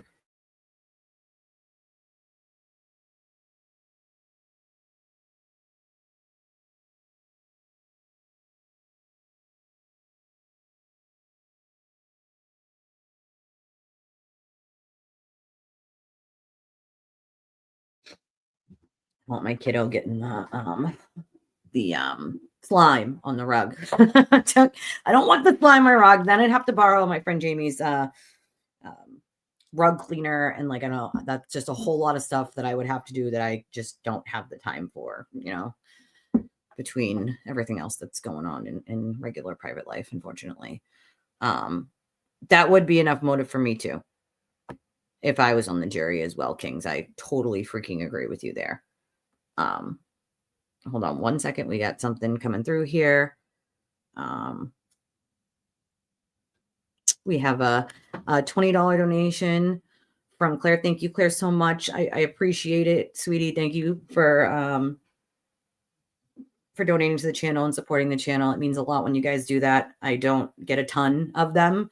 So each and every one of you that chooses, whether it's $1 or $5, I very much appreciate it. And it helps in everyday life. It helps for groceries. It helps for toilet paper, breadstick money, like Parson says. It helps with a lot of things, transportation costs, basic necessities, and then covering the cost of running this shindig. So thank you very much. I appreciate it. And I did see something else that I want to thank real quick. I have to, when it comes to PayPal, I don't get like a notification. I have to actually check the email. So I try to keep the email open and then just refresh it so that if one pops up, I can read it and say thank you. And my phone's being super extra slow today. Well, it's a 2-year-old phone, I guess. So, I need a new one is what I need. The thing keeps freezing on me and everything else, but I don't have the money for that right now. So, $11.11. 11.11. Thank you, John. I appreciate it. Thank you so much. Oh, Brooklyn. That's my friend's uncle lives there, and my ex-husband's cousin. And I've been to the Hook in Brooklyn, and I think it's Brooklyn that my husband's grandfather lives in. Brooklyn, I think it's Brooklyn.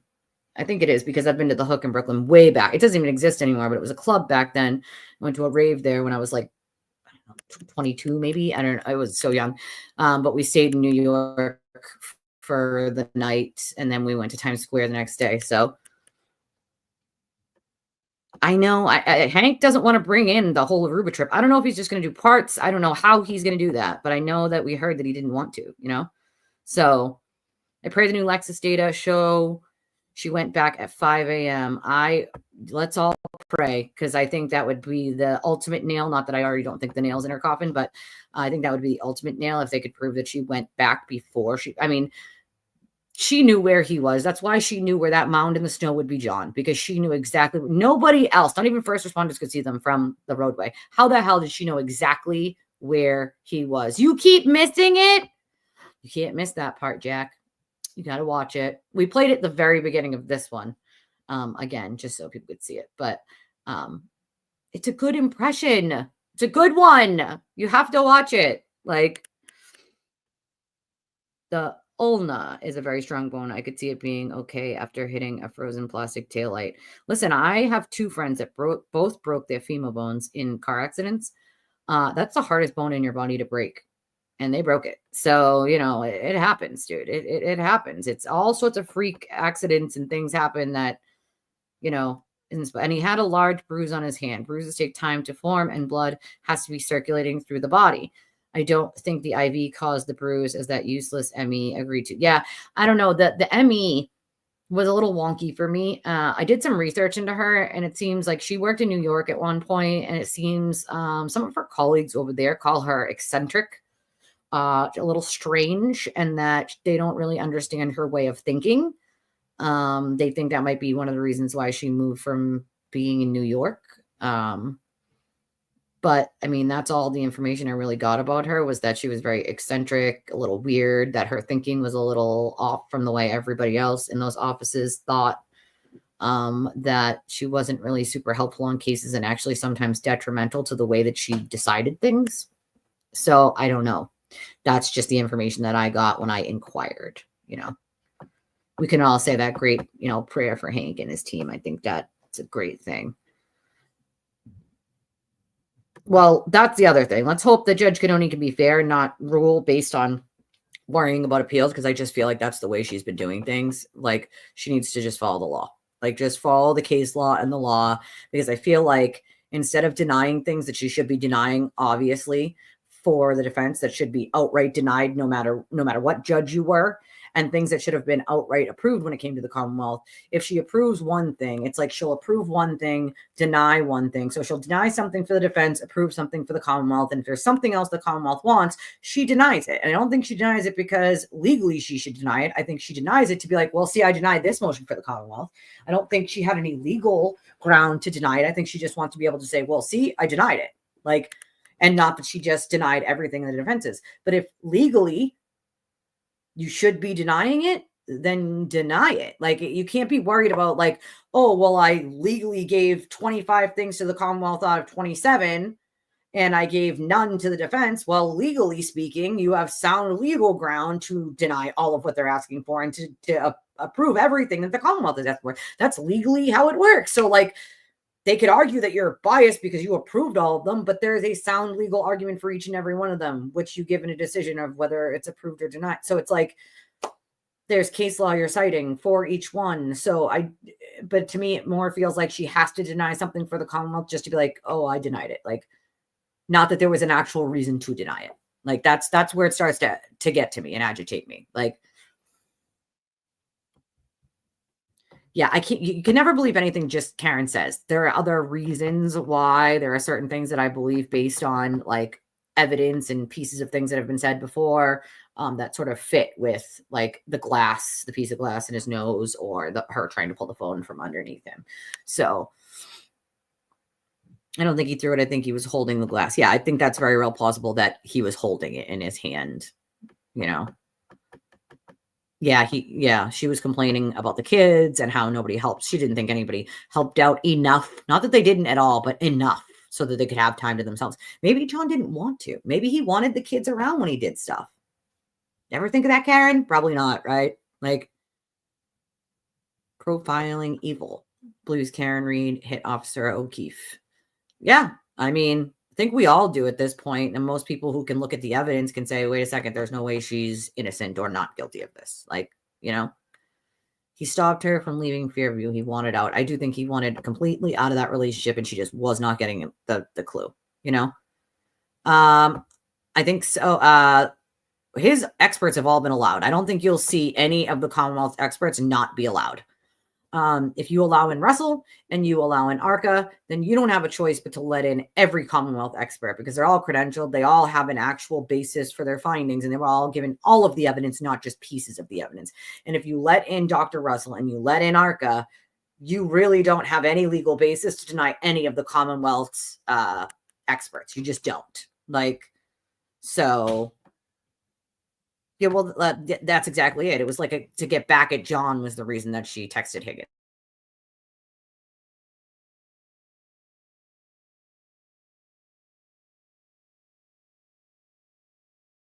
One second, y'all. I gotta walk my little to the bathroom.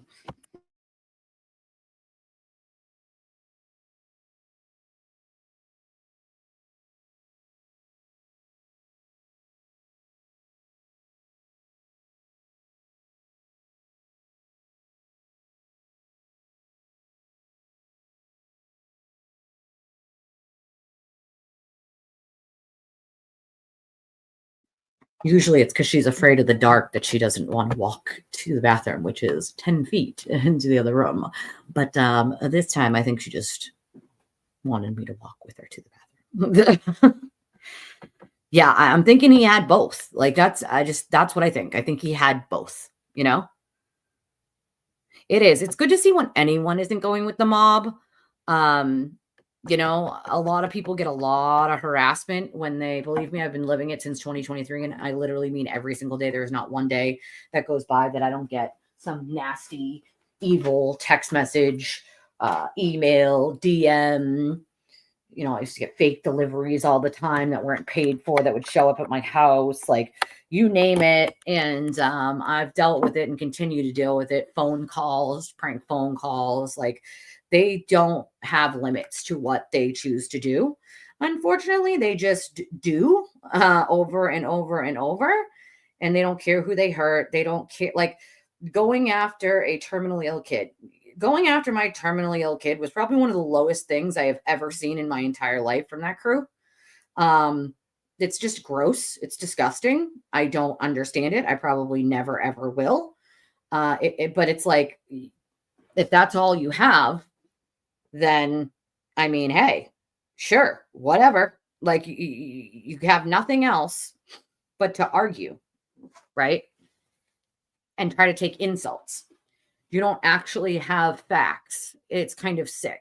But anybody who's willing to tell the truth when it comes to this case, anybody who isn't grifting off of it, and we know that the truth doesn't get you the dollar signs. Like, you're not getting $100 donations like these people. You're never going to see, $100 from one person. You're never going to see, maybe once in a blue moon, you might get 50 or 70, but like, you're never going to see like two $50 donations in one stream or two $100 donations in one stream. Like these people know that that's coming to them if they just keep saying what's popular with the conspiracy, right? Like they know that the money isn't over here and telling the truth. So they're just not going to do it. Even though they know what they're doing is lying, they're going to keep doing it because those people keep giving them those donations and money. It's not because that's what they actually believe. It's because that's what they are going to get the money from, unfortunately. Casey, thank you so much.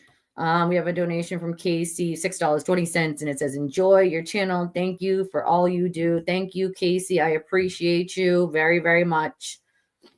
I appreciate all of you. It's funny. Back when I thought Karen was innocent in the very beginning, my donations mostly would come from like Venmo. Now, mostly they come from PayPal. So weird. I actually don't usually get Venmo anymore. It's usually like mostly PayPal, maybe a Cash App or maybe a Venmo. It's so weird. It's so opposite, But I do think that one of the reasons these people do this is because they know that their audience is going to eat it up. And so it's like, I don't give a shit if it's popular or not popular. The truth is the truth. Right is right and wrong is wrong, right? I don't even have to like somebody, right? But if they did something, if somebody's being accused of something that I know that they didn't do, I'm going to stick up for them, even if I'm not friends with them, even if I don't like them. Right is right and wrong is wrong. It's that simple, right? These people have no problem running around and trying to, dehumanize other people. Like it's a constant attack on a lot of us that are low income or disabled.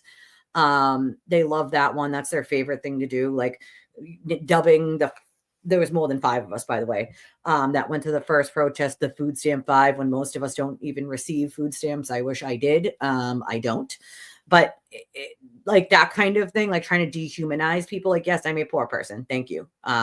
I don't take any, would you want me to magically be rich or magically not have medical costs or like magically not have a terminally ill child or magically not have to buy groceries or basic necessities, magically make more money than I do? Yeah, see, that doesn't happen unless you put in hard work, right? Like I put in the effort and the hard work. Eventually my channel will grow and it'll happen, one day. It might take years, but I'm not willing to sit here and just lie. I can't, I don't know how these people sleep at night. I just don't. Like I have to look myself in the mirror and I have to sleep at night. So I don't understand how they do. You're going after minor children and then God forbid, right? It's like, you see the same people over and over on Twitter going after people's families, their looks, their status, whether they're rich or poor, whether they are wearing blue eyeshadow or pink eyeshadow. The blue eyeshadow is just for you, for your Karen Read. We got blue, purple, a little bit of gold, but that's just for you. That's just for you guys. Like saying the most ridiculous things that aren't normal, right? Instead of arguing the facts, just being like, I disagree with you on this case, right? Like, because people like can disagree and still be friends. It's funny how that works, huh? Like normal people can actually do that. They cannot. They just try to go after like insults and attacks. And it's like, you're never going to bully me away. You're just not. You've been trying since 2023. The mob's been trying, right? You can try to shame, blame, like not a secret that I've been sober 18 years from opiates. That's not a secret. That's something I'm very open about because I want people to know if they need help, like I am here. If they struggle with mental health or addiction, like been there, done that. And if I can make it, anyone can, right? Like I've worked in the criminal justice system in a jail for the criminally insane. Like I've been on both sides of the fence, right? So I'm very open with my past and how my life went from being abused as a kid into, feeling very worthless and alone at a very young adult age into getting sober at around 21 and, turning my life around and working in the criminal justice system and being a volunteer advocate for the last 18 years. And I don't hide any of that. I don't hide that I was a dancer for 10 years. Like they can say whatever they want about me. They can try to bully me. They can try to, you know, they can send all these text messages they send through Text Now apps. They can make these prank phone calls they make every day, the emails, the regular mail, like they can do it all. I'm still here, not going anywhere. I'm sorry that you don't like the truth enough that you feel that that behavior is okay or normal. Anybody who's constantly talking about other people or trying to trash other people, it's not because the other person or other people that they're trashing have anything wrong with them. It's because the person doing the trashing has something wrong within themselves. They're very unhappy and insecure human beings. So it makes them feel better, even for just a moment, if they go after other people, right? Like that's the kind of people you're dealing with. You're also dealing with sort of very lonely people who found their way into this sort of cult, who feel like they belong to something bigger. And so that's what keeps them there. It's not the pieces of evidence, because they just go, oh, we didn't see that. That we don't see that piece of taillight completely missing at 5 or 8 in the morning. That's not there. We don't see it. It's not there. Like they do it because they're in this now, right? And instead of admitting you've been duped, you've been lied to, and your money has been grifted away from you, like by people who have been lying to your face, that's much harder admitting that than it is to just keep saying it over and over and just keep just completely ignoring and going into denial mode, right? It's easier to be in that denial mode than it is to admit like you were wrong. Like I had to come back here and say in 2023, I was wrong. I apologize and I was wrong. And I knew what the costs of that were going to be, right? They do. Maestro, Murder by Maestro has some great timelines. Roberta pulls up some great timelines. Frank has some great like graphs and timelines. There's a lot of people that have a bunch of great like graphics or timelines, a lot of the stuff. So you should check some of those people out too, you know? Yeah, she left with CF McCarthy's, but I think it's him that left with the glass from Waterfall. There were 2 glasses they left with. Sorry, I'm going to try to like skim down here. Small arms. These are small arms. You're very upset about small arms. Yes, that counts as steps. Small feet and small arms. Yeah, outside appearance is what they thrive on, Jennifer, right? Like making other people think it's okay. That's the kind of narcissistic crap you have to deal with. And it's the same when you deal with the sewer turtle. He does the same crap. He only uses his kids when he wants like sympathy from people. My kids saw me get arrested. No, they didn't. We actually know that they didn't.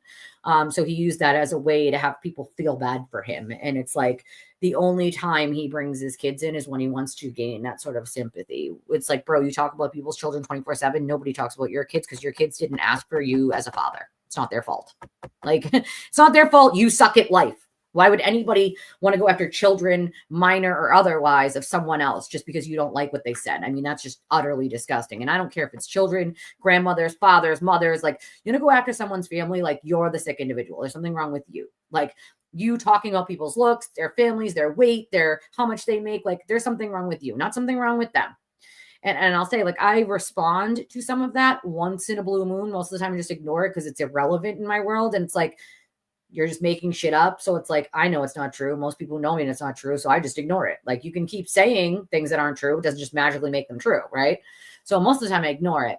I only respond when it's the same person sort of saying the same shit over and over. And eventually I'll have to be like, just to make it clear, this did not happen. And this is not real. Like that person is a liar. Like, and I will hit back once in a while, but you cannot expect that you're going to sit there and talk about people's families, people's looks, people's this, people's that. And then when someone eventually does hit back, then you cry wolf.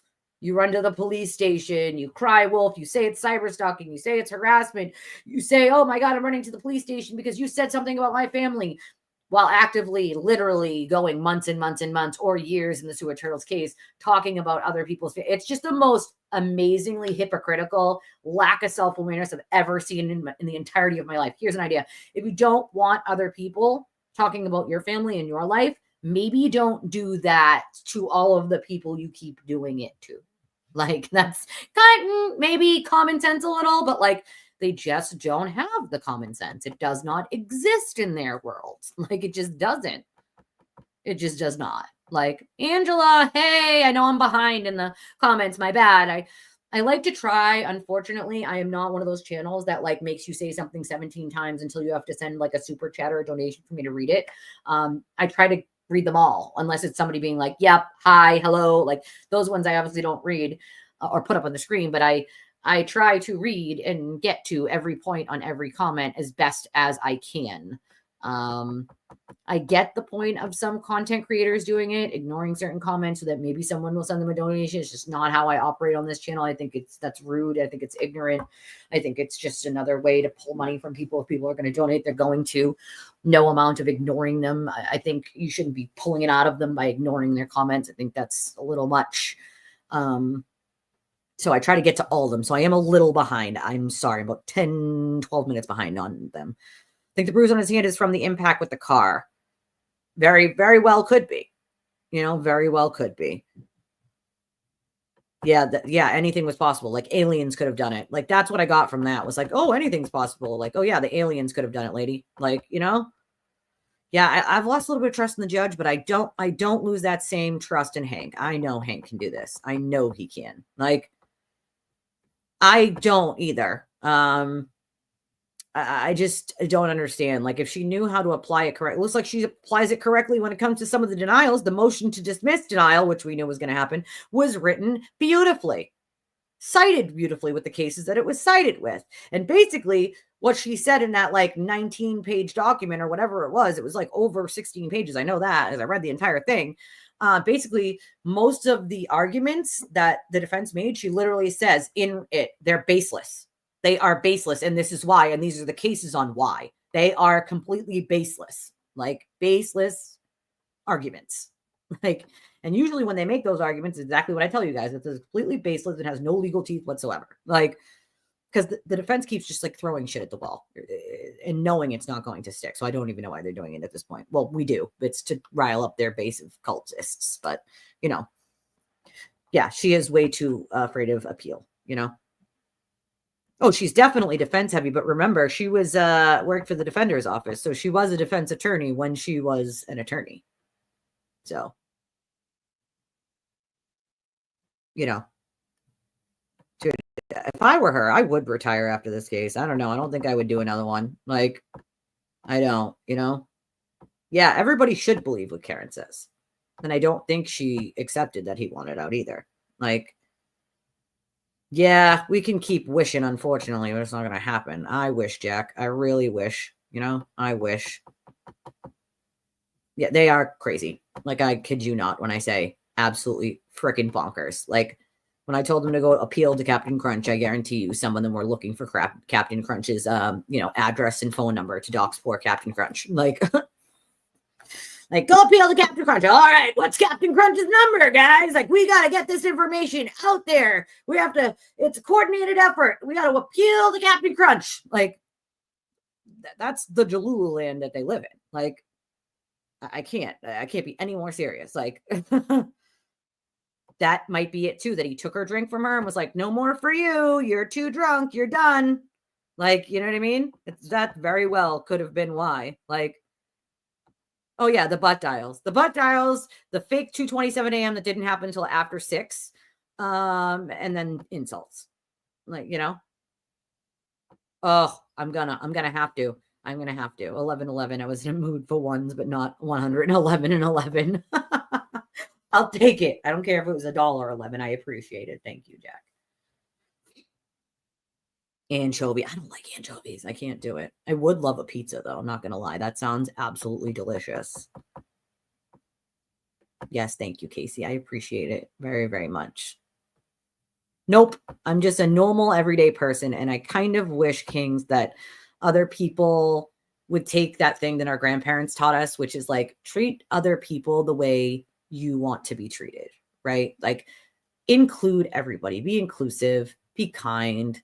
Like, it doesn't have to be a contentious thing, right? Like, you don't have to agree on everything to be friends with someone, right? But you also don't have to throw insults at people. It's just not normal behavior. Like, it's just not. It's you learn to live with it with these people, but it makes me sad for humanity that this is like realistic. Like, this is what people think is okay behavior because they've watched the sewer turtle do it. And if he can do it, like, then they seem to think it's okay because they're getting a pat on the back from him. That's what they're looking for. They think he's some superstar. So it's like, if he gives me a pat on the back, I feel so good about myself. So they do what they think he wants them to do so that he'll be like, good job, good job. That was hilarious. Good job. Like, no, bad job, terrible job. You're a terrible human if you think that that behavior is normal. Like, oh, like when he calls anybody disgusting, I have to laugh. You know what that usually means? That usually means that the person he's calling disgusting is a stand-up human being who has told nothing but told the truth, and it exposes him for the criminal acts that he has committed. And he does not like that. So if you know anything about him that's bad that he doesn't want out there, or you could potentially expose him for something, or he thinks you even know about something, then he will attack you. What it tells me is every person he attacks is the opposite of who he is. 99.9% of the time, I have watched him do this over and over. He will project onto other people and claim that other people are doing things that he is currently at that moment doing. Crimes that he is committing, things that he is doing to other people. He has no choice because he's so paranoid that the things that he's doing are things that they're doing to him. Because at this point, he can't keep his lies straight.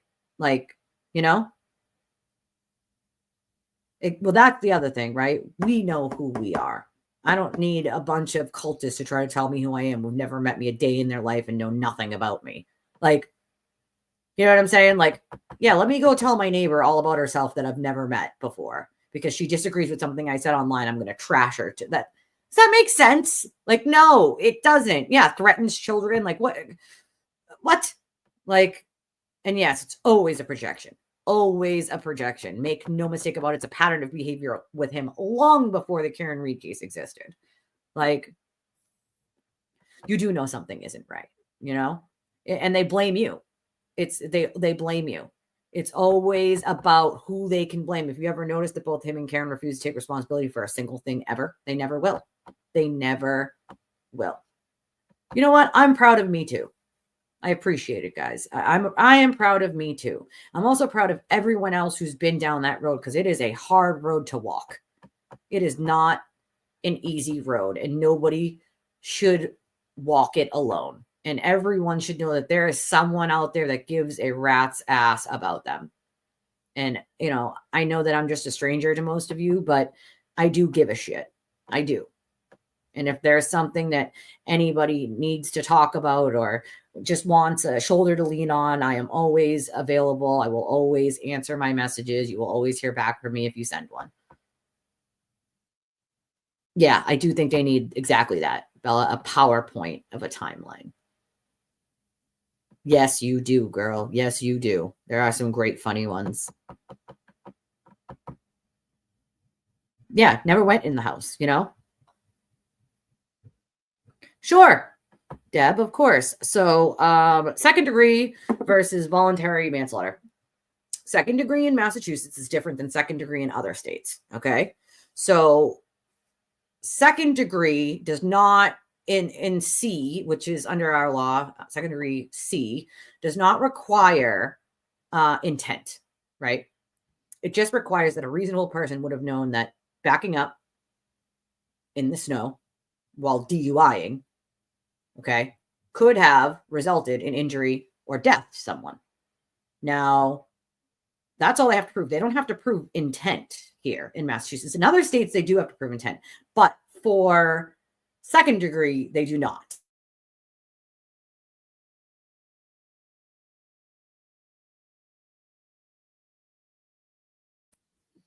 I heard like a pounding and knocking, and I was like, "Is me knocking at my door?" But it's just my kid playing with her slime. She's just like doing this with it. As a matter of fact, you know what? I will pull up the thing for it. Oh, I just heard the knocking, baby. I thought maybe somebody was knocking on the door, but it's just you playing with the slime.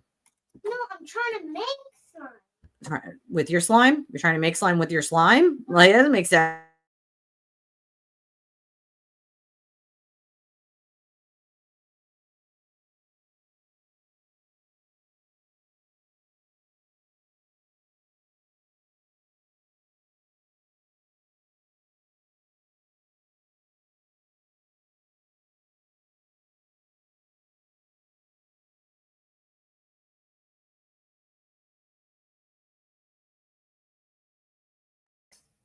Now we're making messes out of slime and baking soda and water for slime. Yay me.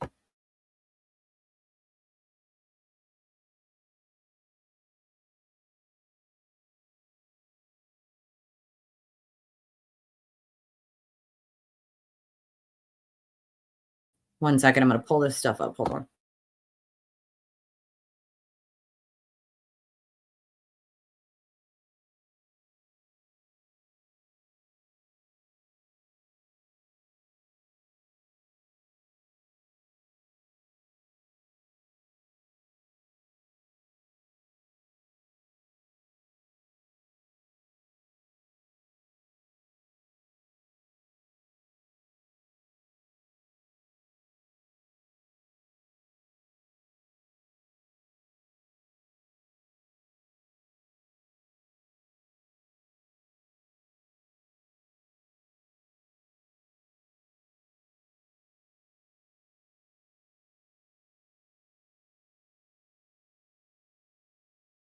All right, so second degree murder is usually in a lot of states, it's different for every state, but it's usually in the course of like another crime.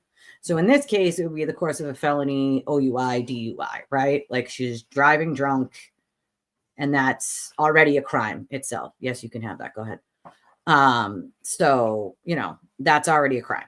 So usually second degree is part of like you committed a crime while committing a crime, essentially, right? And voluntary manslaughter is typically when someone kills like without planning it out, like without thinking, or like, what's the word I'm looking for here? Not rationally. Like they don't, it's not something they thought about before they did. They just did it, right? And it happened like heat of the moment, almost like just happened without any sort of planning ahead of time. So second degree obviously carries more jail time than voluntary manslaughter. Second degree, the course of the felony that she would have been in to commit the murder would have been the DUIing at night in the snow, you know, drunk. And so in Massachusetts, again, it's a little different. They don't have to prove intent. All they have to prove is that while she was DUIing in the snow at night and backing up, any reasonable person would have known that doing that could have caused injury or death to someone. And yeah, DUIing in general could have caused injury or death to someone, never mind all the other circumstances that we have in a blizzard, you know, at night while being angry, like at someone. So, I mean, there's not a huge, like those are the differences that I could point out that you guys could sort of easily separate the two with. I agree with you, Aurora. I really think that Massachusetts is doing a terrible job allowing him to get away with this kind of shit. But I do think that like eventually he will have to answer for a lot of the shit that he has done. But I do think there needs to be stricter laws, especially when it comes to cyber stalking, even though there's already a federal cyber stalking law, and stalking in Massachusetts also includes digital. So it includes online. But the problem is allowing the police to have the discretion to do something or not. Most times they're like, oh, it's civil, we don't want to deal with it. Or, oh, sometimes they won't even look at the evidence. They won't even listen to you, especially local PDs. They don't seem to want to really do much. No offense, but a lot of them are lazy as fuck and don't want to do shit. If they can just chalk it up to it being civil, or chalk it up to like you just going home and not worrying about it. If someone didn't actually break into your house, threaten to kill you, or any of those things, they really don't want to hear about it. And that's part of the problem, is giving them that sort of vast discretion. If a crime is being reported, they should have no choice but to sit there and write the report about it, look at the evidence of it. And if there is a crime like cyber stalking, they need to actually do something instead of being like, we don't really want to do anything. We're using our discretion. That's half of the problem. They should not have that discretion because they clearly cannot use it correctly. So, oh yes, Hank will definitely be able to tear up that whole dog shenanigans. He also got paws, like he casted the paws and the bite. So, you know, yeah, it is a cesspool, Ash. It's a cesspool. We know this, you know. So that's the problem is with typing stuff in. I tell people like, type in my name, Twisted Tragedies, if you're looking for me on YouTube, if I don't have a link. The problem is I'm such a small channel that the algorithm picks up other things that are called like similar things and puts those before me. So you got to scroll down to find it. But I do think things like putting a like on the channel that you're watching, like mine or Ashley's or anyone else's for that matter, make sure that you like the video and make sure that like after the video is over and you're not live anymore, that you guys are actually writing comments on the videos, because like the more comments and likes on a video, the more YouTube sort of pushes it out for other people to see. The less amount, the less they push it out. You have to kind of like hit that algorithm with like a certain amount of likes and a certain amount of comments per video for the YouTube algorithm to pick it up and sort of push it out to other people. So if you already haven't actually at that moment, make sure you do hit a like on this and a subscribe. If you already haven't, change that little bell notification from some to all, so you're always notified when I'm live. And if you can to help support the channel, please either make a donation to Cash App, Venmo, or PayPal. We would really appreciate it. If you can't, sharing the video is just as good. My replay crew, I love you guys as well. We all know that you guys are just as important as my regular crew. I know, right? Let's get a jury consultant ourselves. It doesn't. It costs nothing to be just a good human being and kind. Like, you know, you're right about that, though. Manipulators and liars do not ever change. You did? Oh, I love that. Thank you, Francesca.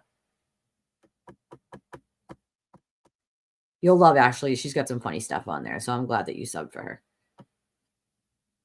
I know, a lie detector. Oh, right? You know what I'm saying? Like, I'm a little hangry. You know, like a hostage, starving like a hostage over here. And I'm gonna tell you, when you guys said pizza, it made me hungry for pizza. I'm not even going to lie. And yes, D&E does make fantastic pizza. Their pizza is really good. And their big size pizzas are big. Like their larges are big. They're delicious. Yeah, Karen did do the same thing to John. Ooh, girl, you gotta be so hungry now talking about this pizza. Trying to scroll down. No, they don't take responsibility for anything. They just don't know how, Kings. You know that, you know? Everything you go through in life should make you stronger after you've been through it. Doesn't mean it's not shitty to go through an absolute fucking nightmare when you're dealing with it, because I'll promise you, in the very beginning, it's definitely a nightmare. Like, you know, oh, thanks, Scorpio. I appreciate you. Watching from the bushes. That's what we call it. We got a lot of people right now watching from the bushes. We always do. We also have some hate watchers that just watch me from hate. Fake ordered me a pizza. Pizza. Better wants communication. No. Kate is who he's referring to. Lindsay, and her communications he's never going to get. I don't even know why he wants to. It doesn't make sense. There's no there was, you know, there's no rhyme or there's no conspiracy against him. It doesn't exist. Like, he just keeps saying it and hoping people will believe it. There was no conspiracy. And also Bettero just writes his Dear John letters. Dear Your Honor, my name is Mark Bettero. I care more about the press. And also, just to point out, speaking of which, Frank posted two of the reviews that Bettero has gotten from people pre this, and one in 2021 and one in 2017. And one of the reviews for him was very clear that all he cared about was putting things out into the sphere of the media, and that person was a client of his and they did not agree with it. They had many arguments about it. And that Mark, which is Bettero, it was more concerned about media attention than he was actually the case itself. And doing what was ethically right and what that client wanted. That goes very well with who he is. He apparently boasted about being a prosecutor in New York, as he always does. But it's funny to me that he keeps writing these Dear John letters that actually mean nothing in a court of law. I really hope at some point that a judge, and I notice that he keeps doing it when it's a different judge. He's never writing the same letters to the same judge, like more than maybe twice. And I think that's for a reason, because he knows that these judges eventually are going to be like, Mr. Bettero, if you want to file a motion, but please stop using these letters with nothing but pure speculation and nonsense in them. Because I can tell you for 1,000% fact Okay, I'm telling you this right now is 1,000% fact. There was no conspiracy between Kate, Leah, and Lindsay to put Aiden in jail. Okay. Have we talked about a billion times how he should be in jail for all the crimes he's committed? How he's a piece of shit? Yup, absolutely. Have we talked about the fact that wouldn't it be funny if he was arrested at this place or with this person or doing something like this? Yes, because it's things he's already done in the past that you could pretty much predict maybe that would happen. Have we talked about like how he deserves everything coming to him? Yep, sure have.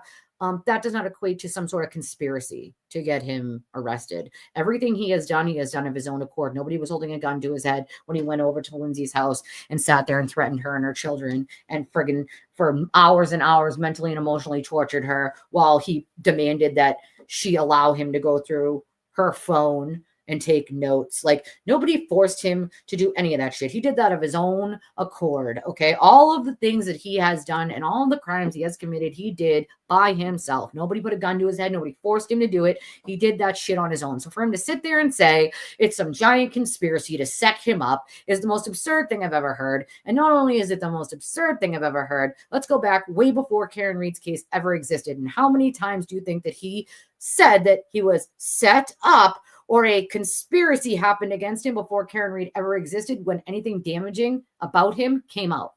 I'll tell you, every time. Every time. And every time, guess what he did? Every time he tried to retaliate by going to the police and trying to make up false charges on the person that told on him.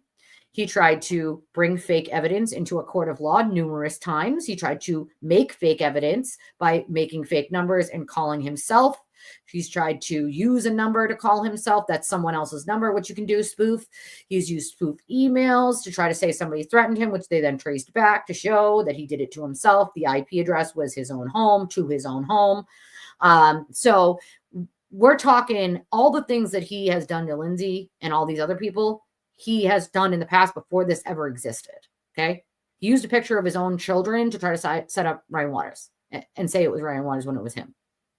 Okay. We know that. We know that he brought that evidence to court that he made up and then walked into court with. So this is something he's been doing for years and years and years before this ever existed. This is a pattern of narcissistic behavior, okay? And if anybody took their head out of their ass for more than 5 seconds, these people would realize it, but they don't. So they just keep throwing their dollars at him like he's a stripper on a pole. At least when they were throwing money at me when I was a dancer, it was for a job well done, pole tricks and all. Like, he don't even got rhythm. Like, he don't even got rhythm. Can't tell one factual thing. The man lies right through his teeth, like pathologically. I don't think she wanted to kill him. I think she did. Yeah, that was Kate.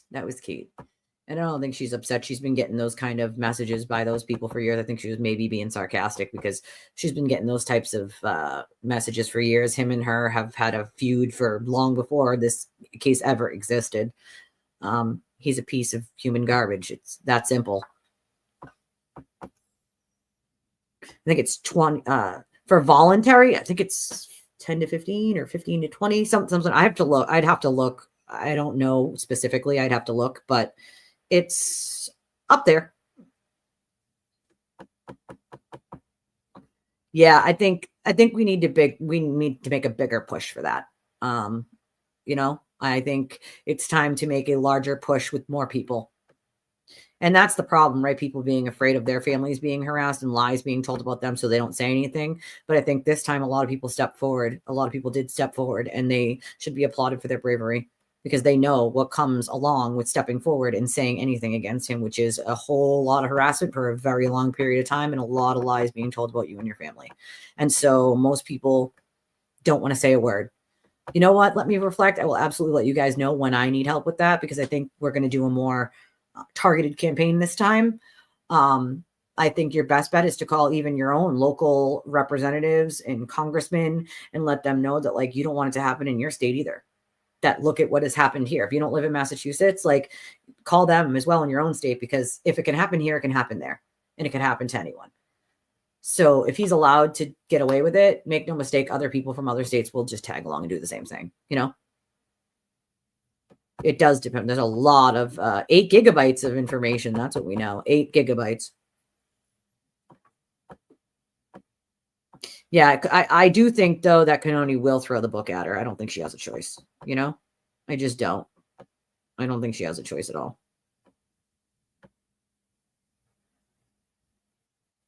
I think it will show part of her intent, I think.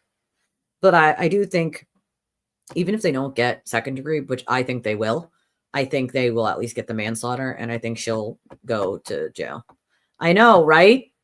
Right? It's making me hungry, man. I would love to order a pizza. That would be awesome.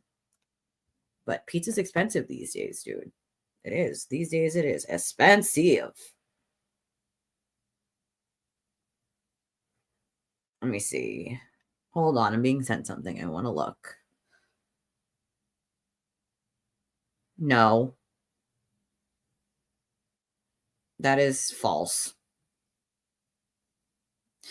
So apparently Miss Lambo is saying that it's just been revealed that Officer John O'Keefe's cell phone's last activity was user manipulation to lock the phone at 12:32:09 a.m. By the user pressing the side lock button briefly.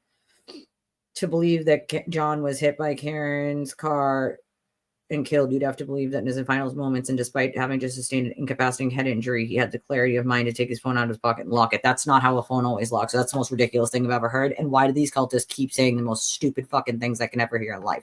Okay, your phone's in your pocket, right? First of all, it doesn't take a rocket scientist to know that you can call someone or butt dial someone with your phone locked. I've done it a multitude of times, and probably every single one of you have done it, even with it locked. So it's not really hard to believe that at some point the button to shut down the screen or open the screen got touched in his pocket while he was hit. Okay? That's not, he doesn't need to pull it out of his pocket and touch the button for it to lock or unlock, dude. Okay? All that needed to happen was this. He doesn't even have to unlock it and then relock it. All that needs to happen is the button is touched enough for the screen to come on. See, I still have to put my password in, but it would register as the phone screen coming on, i.e. locked when the screen finally shut itself off again. Again, this is what you get when you get people who talk about like data that they know nothing about, is they just say wild shit like that. Like, thank you, Claire, for that little bit of tidbit of nonsense these people are saying. I appreciate that. These people are not smart, like, at all. Like, they just say shit to rile up the cult. And that is not what happened at all. Like, it's amazing to me that the shit these people will say. Really, it is. I can't. Let's see. Let's see. Lots of prayers for the O'Keefe family. Oh, absolutely. Got lots of hate watchers. I get them all the time. I don't understand it. I just don't. Like, right? Me neither. Me freaking neither. I could care less. I don't watch any of them. I get clips from people here and there, and I'm like, oh boy, here we go. But I do not. It's pointless. For what reason? Why would I waste my time doing that? You know, it makes no sense. Like, oh, I'm sure they are. Anybody, Diana, anyone who says anything they don't agree with, any content creator that says she's guilty, they will immediately attack. It's like, you want people to not think you're a cult, but you behave exactly like a cult does. So, like, make that make sense. Don't you think if you wanted people to believe you weren't a cult, you would, like, maybe stop behaving in that way? Just saying. His parents should be enjoying their retirement, and those kids should be enjoying their uncle, you know? Yeah.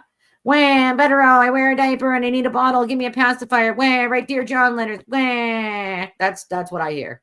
Like, he doesn't do legal motions because he has no legal argument, and you cannot put things that are just speculation or purely false and can be debunked in motions. And you have to have a good faith basis for believing things. And he knows that as an attorney. So instead, he writes his Dear John wah letters, because he knows that you cannot put it in a motion if it has no good faith basis to it whatsoever, and it has been debunked or it is not true.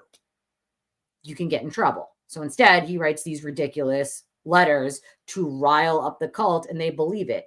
Like anybody who knows anything about the legal profession knows that if you're writing letters like that, especially the way he does, it's just for attention. Has no legal anything to it. You'd have to put that in a motion. Like, he's probably, you know, Hank is his daddy right now. Hank is spanking the hell out of this whole conspiracy. I guess. Dear Mary Jane, dear John. He is just, he's a peach, that one. Like, Greer, I can answer that. No. Because he still has not figured out yet that she could give a rat's ass about him. It's kind of pathetic, but no. He still has not figured out that she will throw him right under the bus, as she did in the documentary. She doesn't give a shit about him. He still has not figured that out yet. So I do not think that he will flip on Karen. I also know that he knows that if he does, his career is over, because he has to admit to the facts, right? Sufficient facts. He has to admit to being a fucking liar, and he's not going to do that. So no, I just don't. Narcissists can't. It doesn't allow them. Their ego does not allow them to. It's not going to happen. That's right. That's exactly it, Aurora. She nailed it, because letters have no real value, whilst motions do. Letters don't have consequences, where motions, when you lie in them knowingly, do. But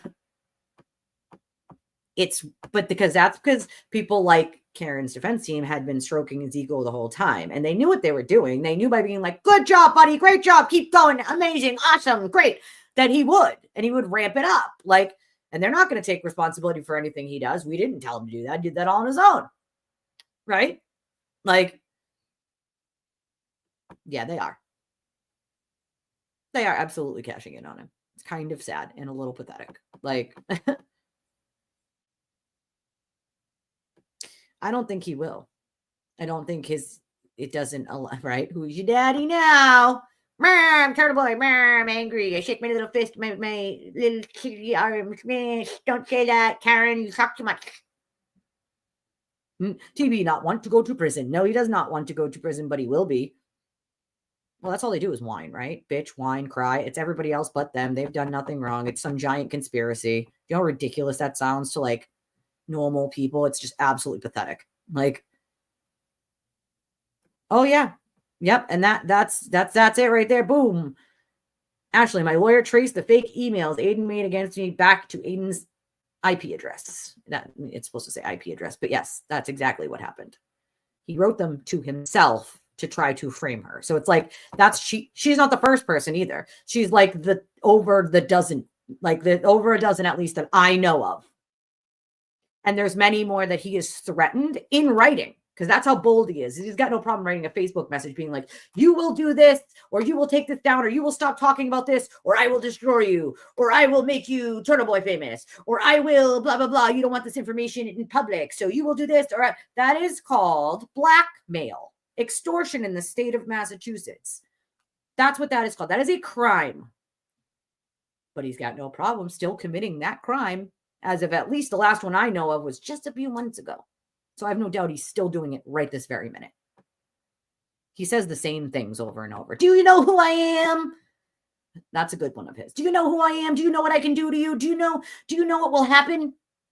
Or his little like dog whistles of, yep, just watch my show later. Yep, just keep an eye out. Yep. The same little threats over and over and over. Like it's you can literally predict the words that are going to come to the next person. It's really pathetic and sad. If you have to say things like that to people, that means that you're doing something wrong. You have committed a crime, because no normal person needs to threaten people to do something. Like that's, I'm sorry. I apologize. Somebody needs to make that meme though. Someone make the meme. AI that shit, bro. Do it. I don't know. It got lost somewhere.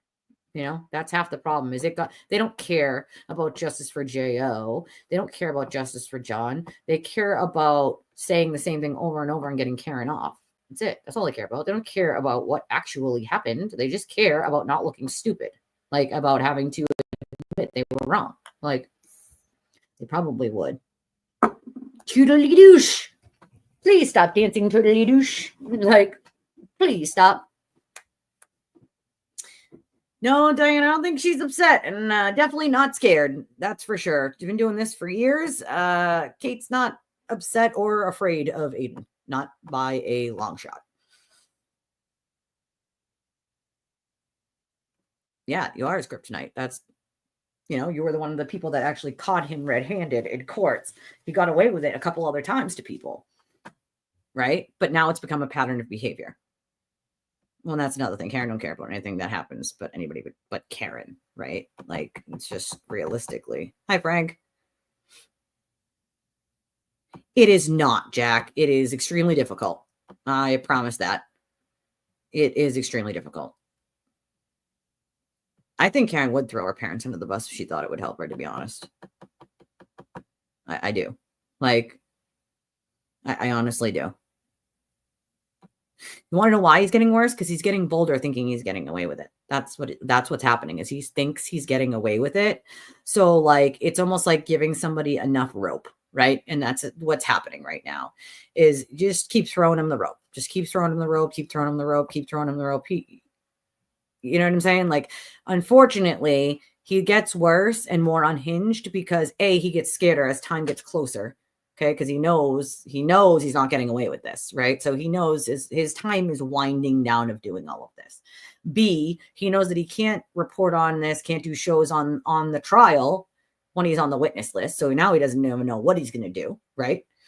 And 3, he thinks he's gotten away with it. So it emboldens him to do more and more and more. Him and his little minions, little do they know, that's not going to stay that way. Like, it's just not. Harpo, I do think so. I do think that she might be charged with witness intimidation.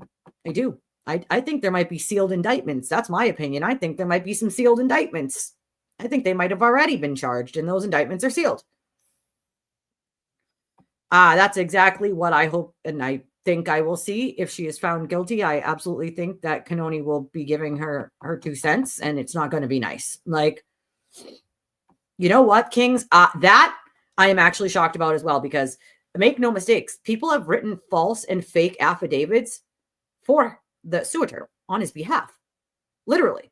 Things that they did not see, were not there for, or they boldface lied to help him. Like, and you sign that under pains and penalties of perjury. Like, there have been numerous people who have done that on behalf of him. Why you would do that? Why you would commit a crime for this man? I don't know, but they do. Oh boy. Yeah, the phone lock information. I know it was in a defense motion, but once again, the defense are a bunch of idiots that just say shit.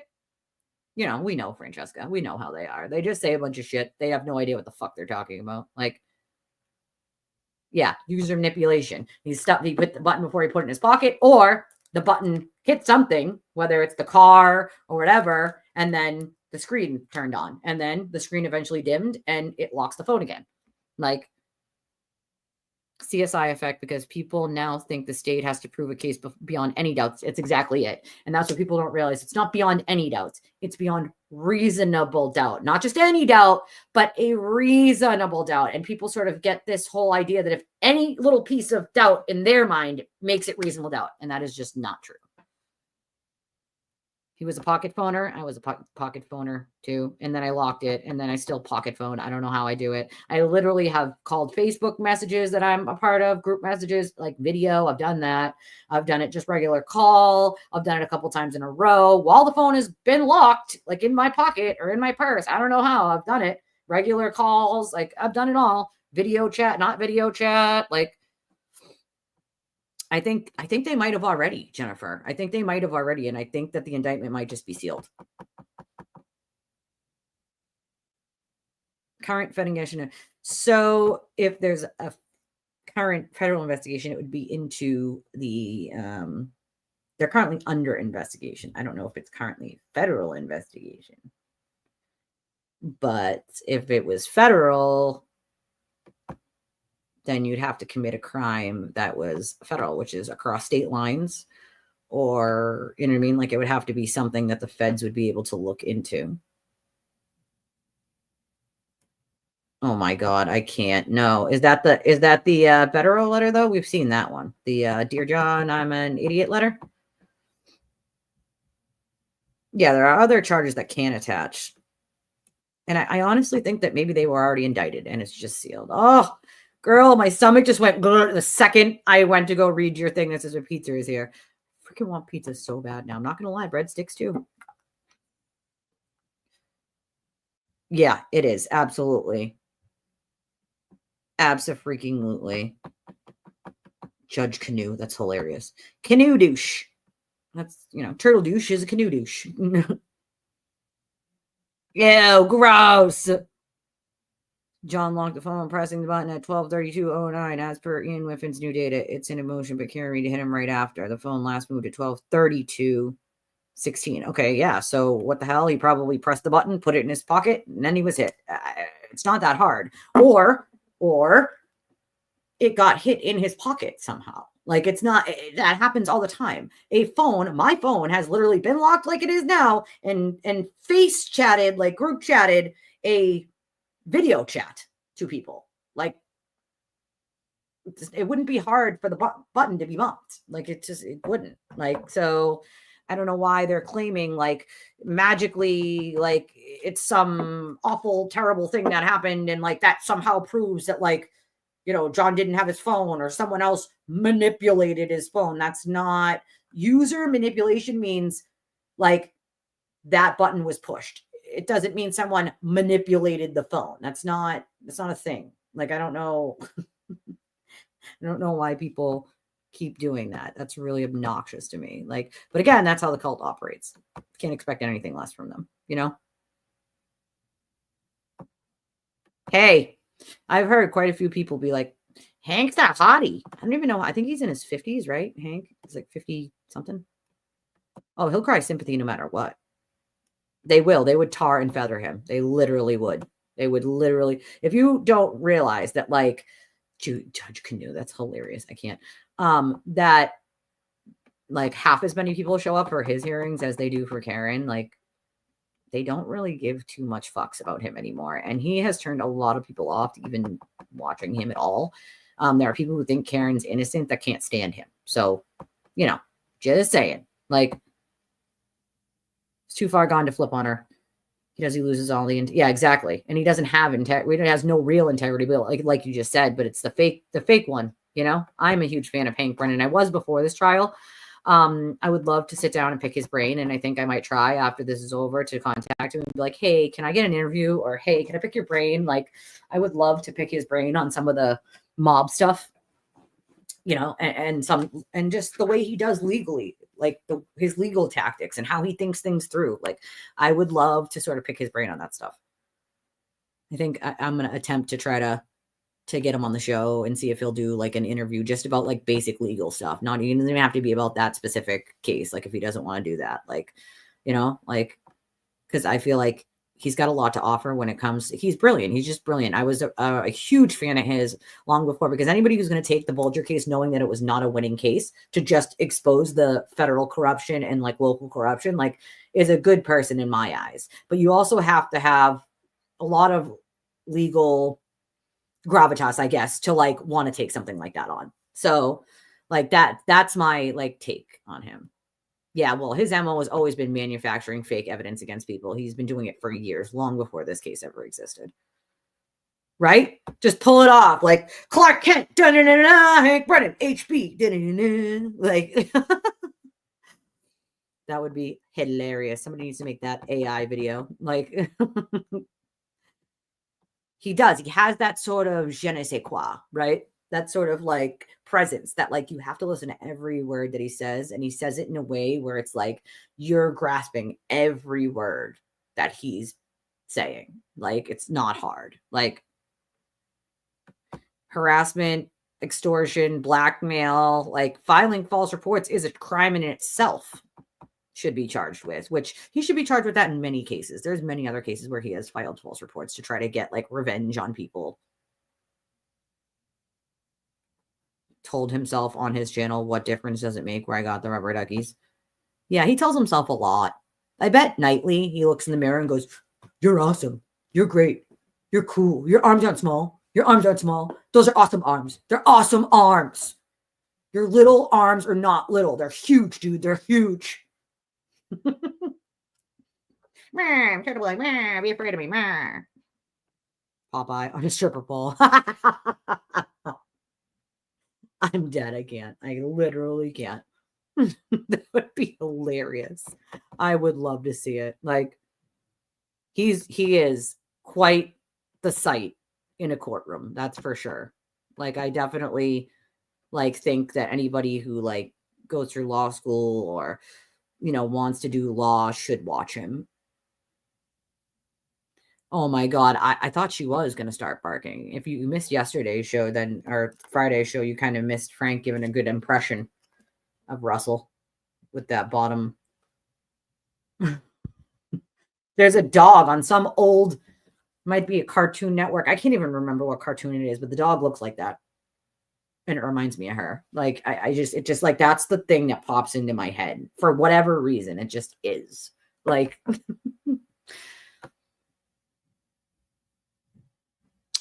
so people have tried to get the emergency sort of injunctions and things, but like, I just don't think that the courts or the police take it as serious as it should be, because I don't think they've ever seen anything to this extent before. So they don't grasp like how bad it is, you know? Well, that's the other thing. Like, these people are going to, some of these people are going to be, you know, arrested, charged. Some of these people are going to be civilly sued. And then what? You guys are going to cry wolf? We did it for Aiden. Like, oh, he's going to, that's why you've been seeing him sort of lash out too. Is like, he's going to absolutely lose his ever loving mind, because he's not going to be allowed to sit in the courtroom. He can't do lives about it. He can't talk about it. Like, what is he going to do? Do ratchet madness again? Like, dude, he is ratchet madness. His whole life is a fucking dumpster fire as he sits there and points fingers at everybody else. Like, bro, when you point fingers at other people, 5 more are pointing back at you. Your whole entire fucking life is a dumpster fire. And I have heard that that personal life of his right now is not too good. Like, he is having some serious issues. All right? Some serial issues.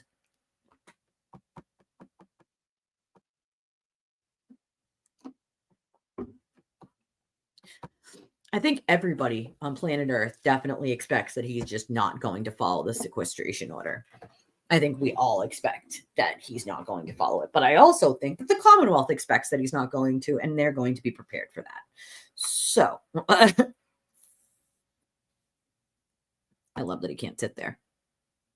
Can't sit in that last seat right there to be like, everybody, it's me. It's me, Turtle Boy. See, it's me. Everybody see me over here? Court TV, see me? I got my computer open. I don't ever take notes. I go into lives during the court hearings that I'm in to watch what I'm already in so that I look like I'm doing something. But Court TV, here I am. Turtle Boy, maybe. Like, that's all I hear in my head. If Dr. Russell didn't already have a bruised ego from Hank Brennan and the voir dire, I don't know what else. Like, she's just going to be humiliated. I don't even know why she would even attempt to come and be cross-examined. But at this point, I'd be like, you know what? I was wrong, right? Like, I was wrong. I looked it through, told the defense, like, you know what? I changed my opinion. It is wrong. I apologize. I cannot do that, because she's just going to be eviscerated. Same thing with Green. Eviscerated. I don't understand why either one of these people would ever want to come back to this second trial. I just don't. Like, let them test it. I don't give a shit. They're going to look like the exact fools they looked like the first time it happened.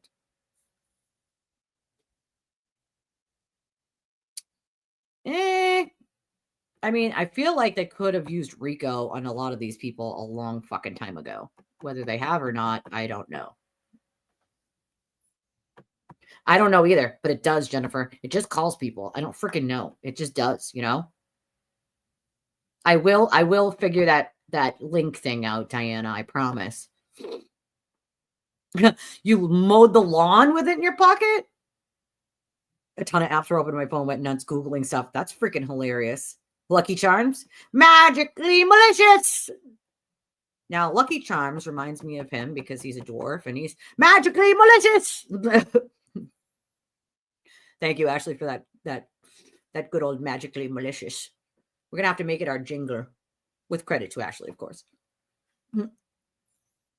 I don't know anybody who could love Alessi. That's just insanity. Like, if you want to fall asleep, maybe, you know, if that's what you put on as ASMR at night.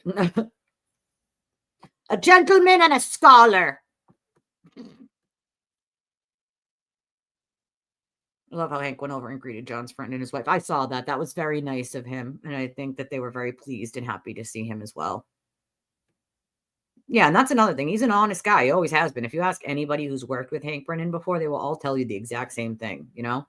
There is no shortage of love for Hank in this chat, Jack. You are right. Like, that's so funny.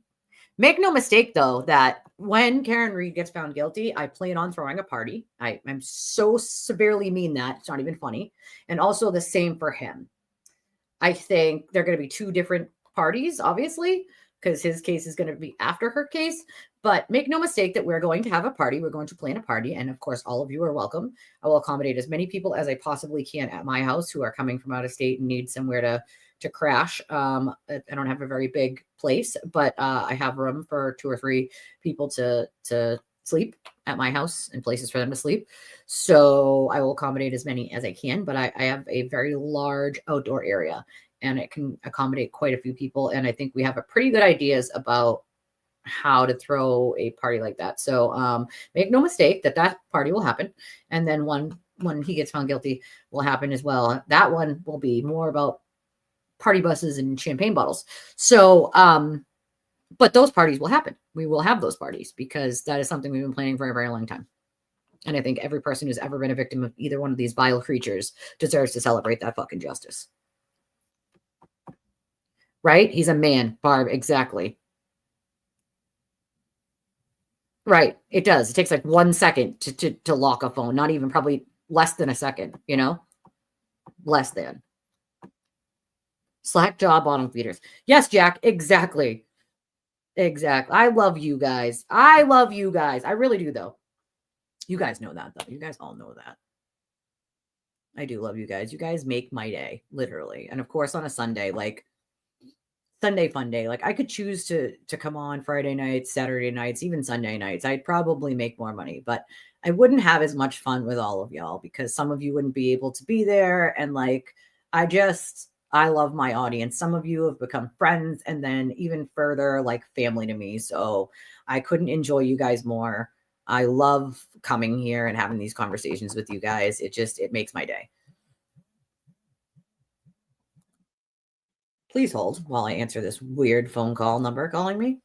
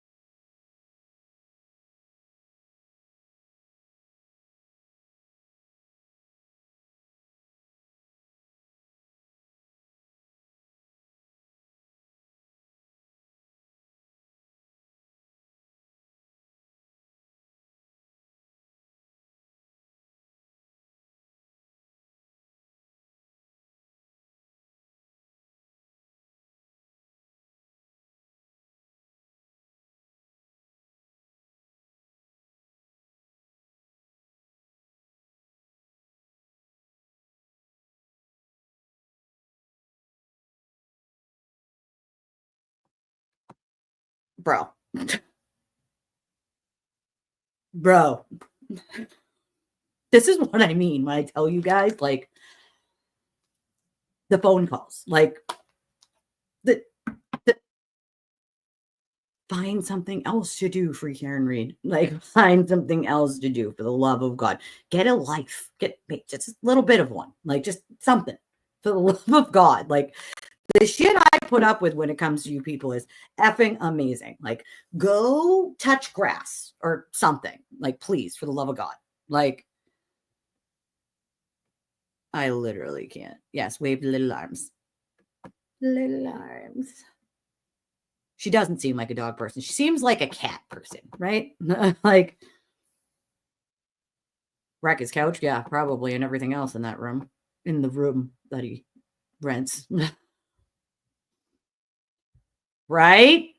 I mean, probably well over a year of content for that stuff. Like, thank you, Jane. I appreciate it. I will check that out afterwards. Funny. Canoe. I can't with people. He might not, but usually they do have to tell them ahead of time. So I feel like he might. I feel like he actually might. Like, he's actually getting these texts, and I think he does, you know? I think he might, for the consciousness of guilt. So, yeah, I would have hit if I was Russell too. I don't know why. Like, why she's even attempting that doesn't really make any sense to me. But hey, whatever. Like, Dr. Sheridan refused to come back. Interesting. Interesting. Hilarious. Hilarious. I think Hank was going easy on Dr. Russell round one. Oh, yeah. No, definitely. He wasn't going to give full steam, right? Like, but when he does give full steam, I feel like it's not going to be good. It is just not. Just not even a little bit. I am live. I am, lady, and I'll play this just for you because I love you so much. And I just looked at your message that you sent me. I did see it on Facebook because it just popped up right when I looked at my phone. But so I'll play this for you because I love you, and you deserve to have this beautiful clip played for you.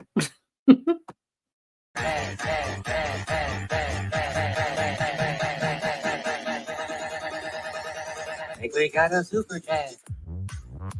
I think we got a super chat. And free Karen Reed, everybody. Free Karen Reed, everyone. You know, free Karen Reed. Sorry, I'm trying to scroll to the bottom here. I'm trying to get to all the comments. You know, it is what it is.